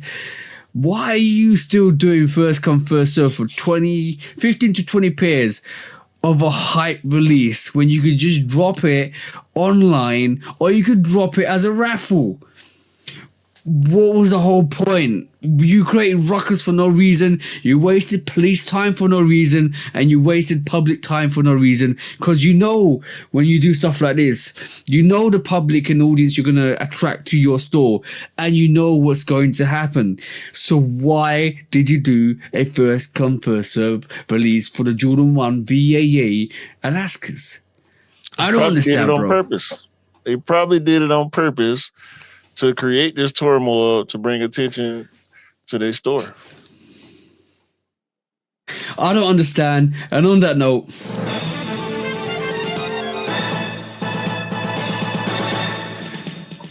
guilty for stupid behavior because stupid behavior gets stupid prizes. And if your staff get hurt, if your store gets damaged, if something happens outside to the public, that's on you. Everything that happens with that release, that's on you. So I hope you will learn from your lessons and I hope you don't do stupid things again because stupid behavior gets stupid prizes. Isn't that right, bro? Yeah, if I was the insurance company that was covering that N Clothing store, they ain't giving y'all shit because y'all knew what's going to happen. Exactly.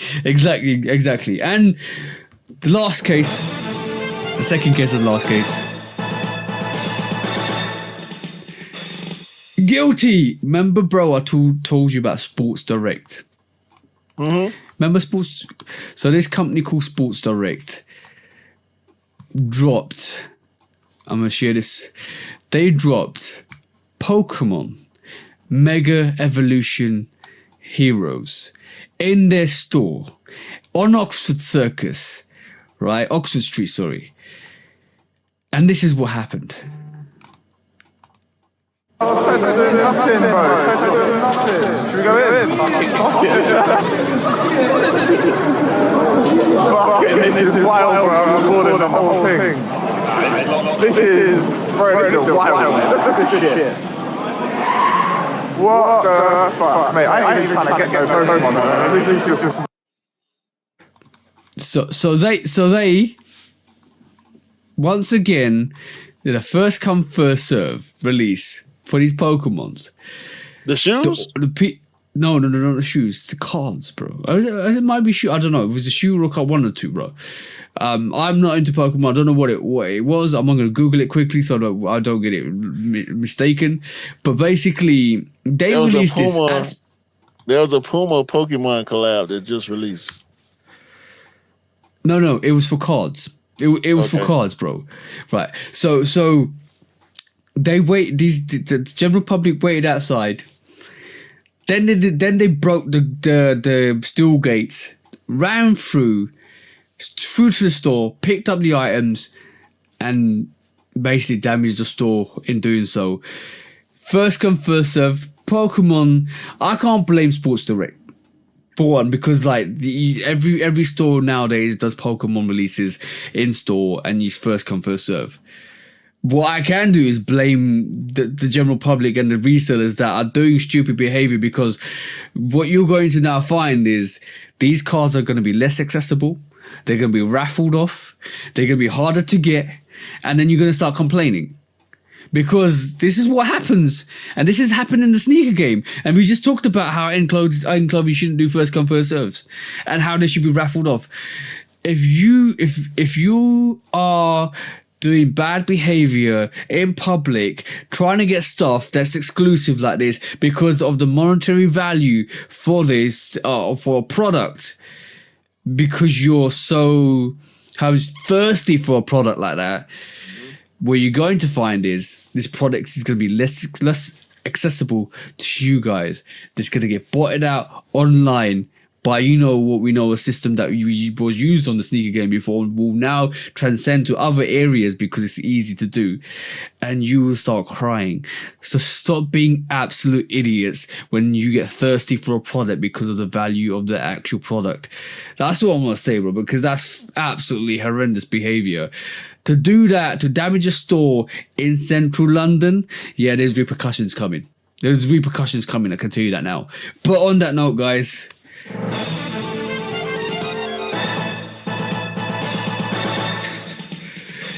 guilty. Don't be thirsty. Go drink some milk. What do you want to say, bro?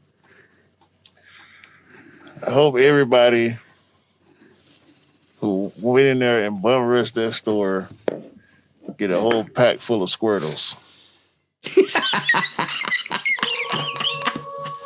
And I don't know shit about Pokemon, but from what I understand, Squirtle ain't one of the more popular Pokemons.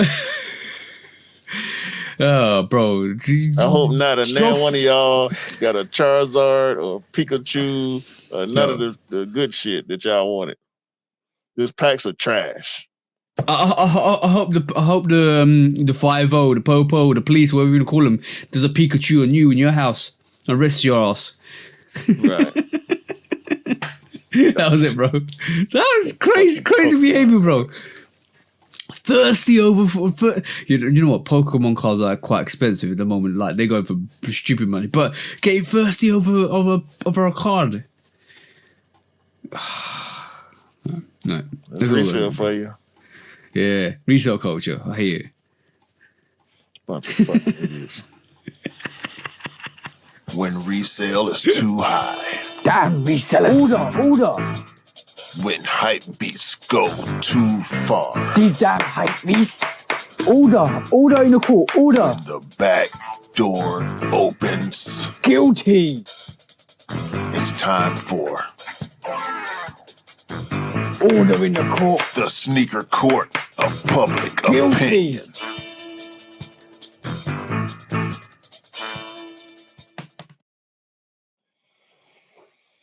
Hey, bro. Like other areas of the hobbyist community are learning about resale now. They gonna learn. You're gonna learn real quick. More than one lesson too. Right, let's do some discounts, bro. Okay, got quite a good number of discounts this week. Hey, Chinese national in the city of Kingston in Jamaica got busted. Over 1,900 fake products for sale. Sheesh. 773 pairs of Crocs, all fake. 672 pairs of Nike slippers, like the regular Nike slippers. They just flat with a strap with Nike on the top. 672 pairs, all fake. 194 Nike sneakers and 262 pairs of Puma slippers. This is a 51-year-old man named Hao Ken, who's a sales supervisor in Kingston, got caught with all this shit. Jeez. Did when the police turned up, did he say, "How can you do this to me?" They bust in the door and said, "What go on here? Hey, how can you do this to me?" What go on? What you doing there, huh? This is about 63 million in value. Oh, sorry, 6.3 million. I thought you were talking about the tree. The tree. Now you're gonna kill us for our Jamaican accent. We don't care. We don't care. By the way, I thought 6.3 million, boy. Oh, bro. Wouldn't it be really? I'm just thinking on that, right? Just on that subject quickly. Wouldn't it be really interesting? No, not interesting. This is never gonna happen. But I'm gonna manifest this to happen. They need to make a counterfeit fraud police, right? That basic. Hold on. They were This guy was arrested by the Transnational Crime Investigation Division. Oh, okay, cool. The counterfeit police. Yeah, Come on, bro. All these cases we've been seeing when people getting caught with fakes, they have the counterfeit police. But bear with me.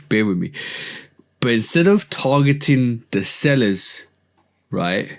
Because basically the manufacturers and the sellers, they started expanding their web and looking at sneakerheads' collections. Man, watch out. Watch out. As much as I agree with you, it's the solicitation of the product. Yeah. I agree with that. I agree with that. That's always going to be the case. Yeah, I know. Yeah. But the purchasing, if there's no market for purchase, then you never get buyers. Well, if they can stop the creators and the sellers, the buyers gonna fall off too. Or a better idea. Do what South Korea did with tickets, but for fake pairs. If you know a person that wears fake pairs, report them. You get a percentage back. See, this discounts, bro. We should have made this a topic. Sorry. Go on. Next one. You gotten too far. Sorry. All right, man. Shout out to the Atlanta Falcons for hiring Andre 3000 to create the campaign for the new uniforms this year. The Atlanta legend is Andre 3000. Round of applause. The people love that foosball in the South. So it only makes sense. Andre narrated the ad campaign. I don't know how big of a football fan he is, but he got a bag from the Falcons. So shout out to Andre. Shout out to the Falcons. Mm-hmm. In the United States, remember the video I showed you last week? I sent you last week where the guy was cussing out the delivery robot because the robot was funny. Was asking him to hit the crosswalk button. Yeah. Was it Wemo? No, Waymo is the automated car thing. Oh, sorry. No. I'll tell you something funny in a bit, but you go on. Food delivery robots in Los Angeles, Philadelphia, and Chicago have been attacked by anti-clanker activists. Anti-clanker? Yeah. People are starting to attack these delivery bots in revolt. Says 93% of jobs have been impacted by delivery jobs have been impacted by these robots in these specific cities.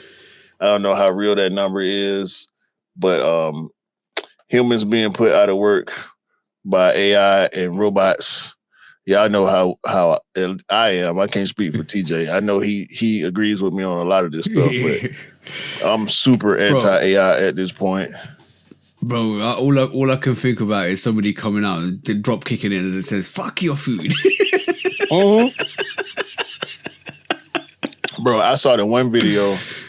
It was these robots falling downstairs, getting stuck up under things, being stopped by trash cans and like just objects on the sidewalk. The robots can't comprehend what's going on, so they like y'all paying for these services and y'all ain't getting what y'all want. You're gonna have to go walk the trail and find your food being stuck because it's a bench or a bus stop on the sidewalk where these dumbass robots can't put together. The one I sent you was a robot sitting at the crosswalk asking people to hit the button for. Yeah, the guy's like, no. Fuck you. F you. You're taking human jobs. Fuck you. Press it yourself. Tell the person who food you ordered, you delivered, they come present for you. That shit was hilarious. Yeah. Rebellion started. Hey, Skynet didn't see this coming, did they? Fucks. Fuck these robots. Along those lines, MIT, which is a very, very prestigious technological institution, has proven mathematically that these chatbots agree with people on purpose, even though they're wrong.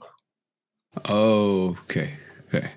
So as dumb as people are via the internet and just believe in every fucking thing they see, which reminds me of another thing I didn't write down.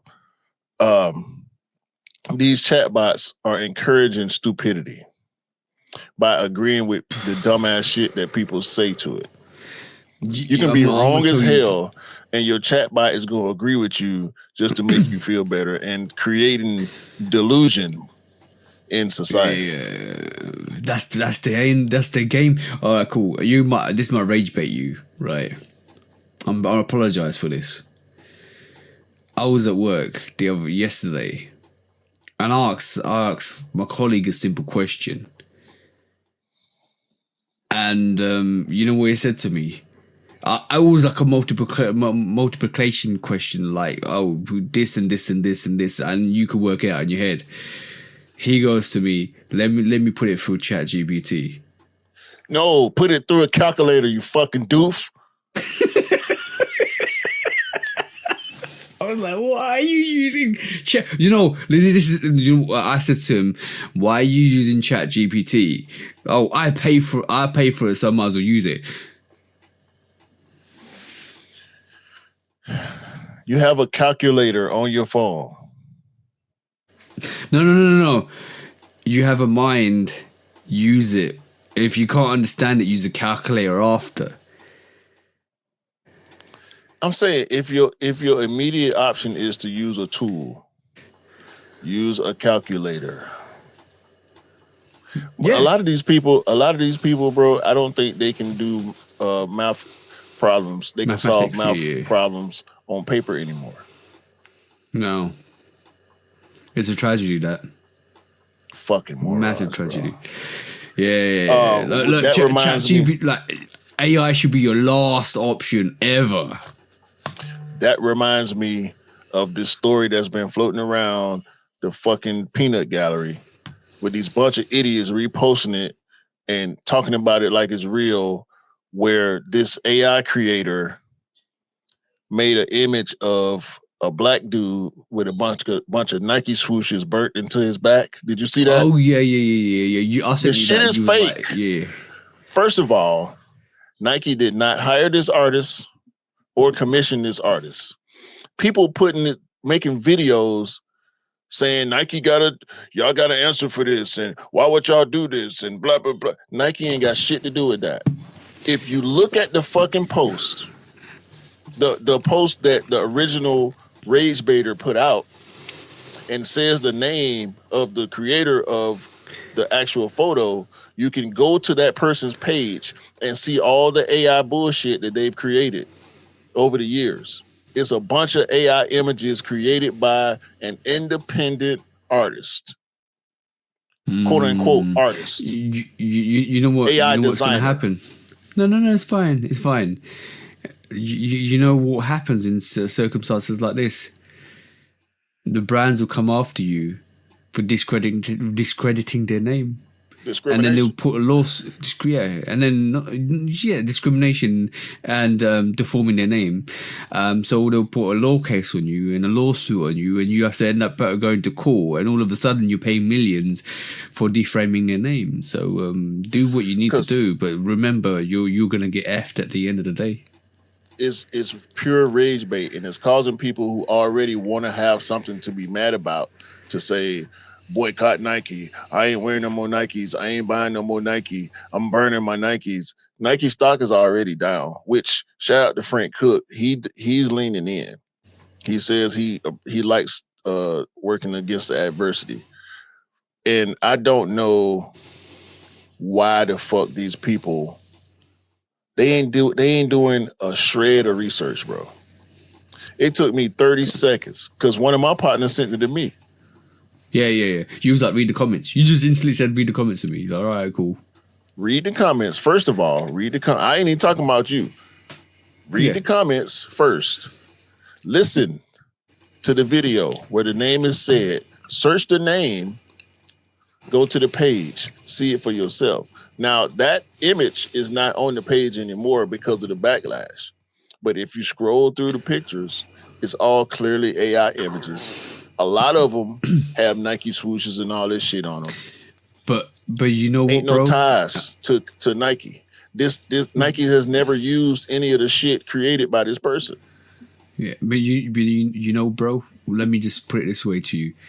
The same person that told me I'm going to use ChatGPT to actually go and look for something or calculate something, it's all about critical thinking. It's all about doing your research. It's all about breaking down and following the trail.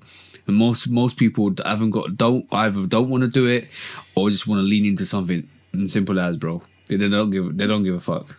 They're looking for reinforcement to what they already believe instead of reading and learning and paying attention and researching and figuring some shit out. Exactly. And like I said at the start, adding more gas, bro. It literally is reinforcing what you think.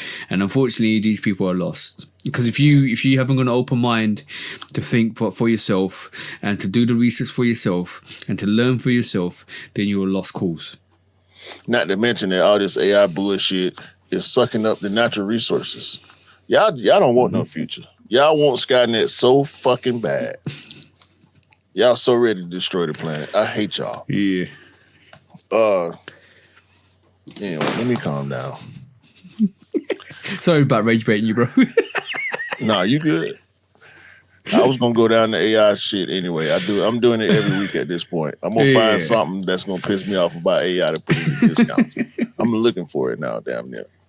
420 is approaching. Hey. And Nike has 2 Nike Dunk Low silhouette or models made with hemp. Nice. I don't know if SB is doing something this year. If they are, I ain't seen it yet. But 420 is coming. In the next 15 days. Yes, sir. Joe Fresh Goods has previewed or teased a New Balance model for 2026. I like the colorway so far. I don't know what the model is. I ain't up on New Balance silhouettes enough to be able to tell what it is just yet. It might be a new silhouette, might be something old, something remixed or whatever, but Joe Fresh Goods ain't going nowhere. And he just opened a retail store. Ooh, round of applause. Yeah. Shout out to Joe Fresh Goods. Let me see. I forget where the store is. Obviously, it's in the U.S. Can't remember what state or city it's in. Where is this? It's probably in New York. I can't say where it is. But yeah, y'all, if y'all fans of Mr. Fresh Goods, look out for that. Shop with him. Brick and mortar needs to live. Mm-hmm. It needs to live. To survive. Yeah. Nike is dropping 13 sneakers to honor Kobe Bryant's draft class, the 1996 NBA draft class. 13 Kobe's in the colorways of every team that did not draft Kobe Bryant. You get a Kobe. You get a Kobe. Even if you didn't get Kobe, you get a Kobe still. Right. The only one that we've seen so far is the Toronto Raptors. It's a Kobe 8 in white and red with purple insole. Does it have 81 points in the insole? Right. They better drop that Raptors pair first, right? They should get Jalen Rose on the commercial. No. It would be really funny. Is every single of those collaborations has a Kobe tribute where he's actually trashed to the actual associated company. Yeah. 81. Yeah. We know Kobe kept receipts. Yeah. The DT96 low has official pictures now. It's looking real nice. Real nice. I don't think it's the Shador pair that we saw. I think Shador got his own PEs. But from the pictures that I'm looking at, I'm definitely trying to cop these. I see them. Yeah. Showing them. Yeah. Some different features on them. A bubble or a jewel swoosh. Some gold stitching. So they're a little different from the high cut colorway of that same sneaker, but yeah, they're looking real good. Have you ever heard of Gabios? No. Well, whoever Gabios is has created a paper bag boot. I'm guessing by your lack of a reaction, you ain't seen it. No. Paper bag boot. No, I've seen this. Oh, no. Oh, yes. Brown. No, I haven't seen this one. Oh, I thought you were talking about something else. Is it really made of paper? I don't think so. It looks leather. No, it looks leather, yeah. But it also looks like a paper bag with the handles and everything. Oh, okay, brown paper bag. I see. Oh my god. Moving on.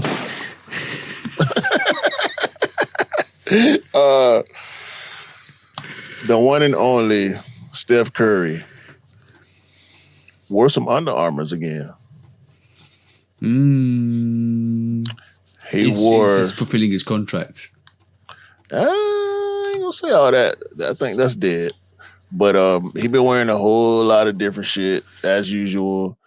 But this time he decided to wear the trashiest pair of Under Armours he could possibly find. These are straight garbage. Okay, cool. Then this brings credibility to what a lot of people have been saying, and you've said it before. Basketball players don't know how to dress themselves or what to wear. Yeah, these garbage. and they look like some. Oh, I left a comment on here. Them shits look like aisle 27 at Walmart for $19.99. You bad for that one. Hey man, sometimes I put a little negativity out there on the internet. It's okay. I mean, obviously, if you listen to the podcast, you know that. Nike has made a Puerto Rico Shox R4. Shout out to Puerto Rico. Shout out to Puerto Rico, yeah. Yeah, that's all I got on that. For the first time, Nike will produce and release the Moon shoe to the public. Okay. You've more than likely only seen the Moon shoe in pictures or displays. Legendary silhouette from 72. Mm-hmm. One of the original sneakers that they made with Mrs. Bauman's waffle iron. Oh yeah. So got a question. Is it the moon shoe though? Did they actually go to the moon though? Okay.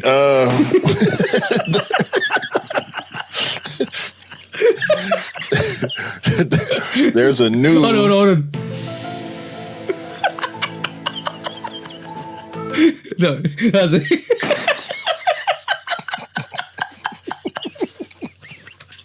What the fuck, man? There's a new Jordan 4028 in the black and metallic gold. Shout out to that. Frank Cook says that we will be getting new pairs of the Nike Air Force 180 made by Union. Or made by Union. Yes. I knew he was saying they might be coming back, but I didn't know it was a Union collab. Yeah, supposedly a Union collab. That's gonna be interesting. For sure. And last but not least, one of my favorite collaborators, Kids of Immigrants, is cooking up. Hey, what's this time? Can't tell. It's looking like it's going to be soccer themed though, so it may not be something that I'm interested in, but it's KOI. So whatever it is, it's probably going to sell out. Yeah. Shout out to KOI. Shout out to KOI. That's it for discounts. Okay, cool. Let's go into the last quick topic, and then we'll move on. We'll close up the show. Oh, you got it. Go ahead. Okay.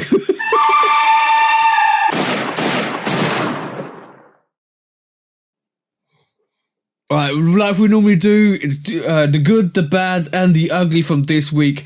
The good this week was the actual Nigel Sylvester campaign for the bike, Brick After Brick.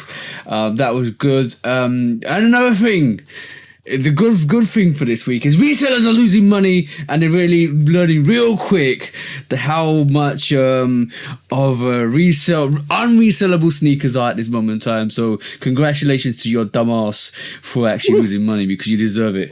The bad this week, Q had to admit that Adidas released some good sneakers. No, but Q had to big up Adidas. That's the bad for this week. And the ugly from this week is all you damn resellers breaking shops. Stop it. It's minor, man. Yeah, learn people places fucking up shit. My missus told me that her nan, God rest her soul, said, if I take you to the shop, do not touch anything in the shop. If you break it, you pay for it. That should be the moral of the story. Simple as. That's the good, the bad, the ugly this week.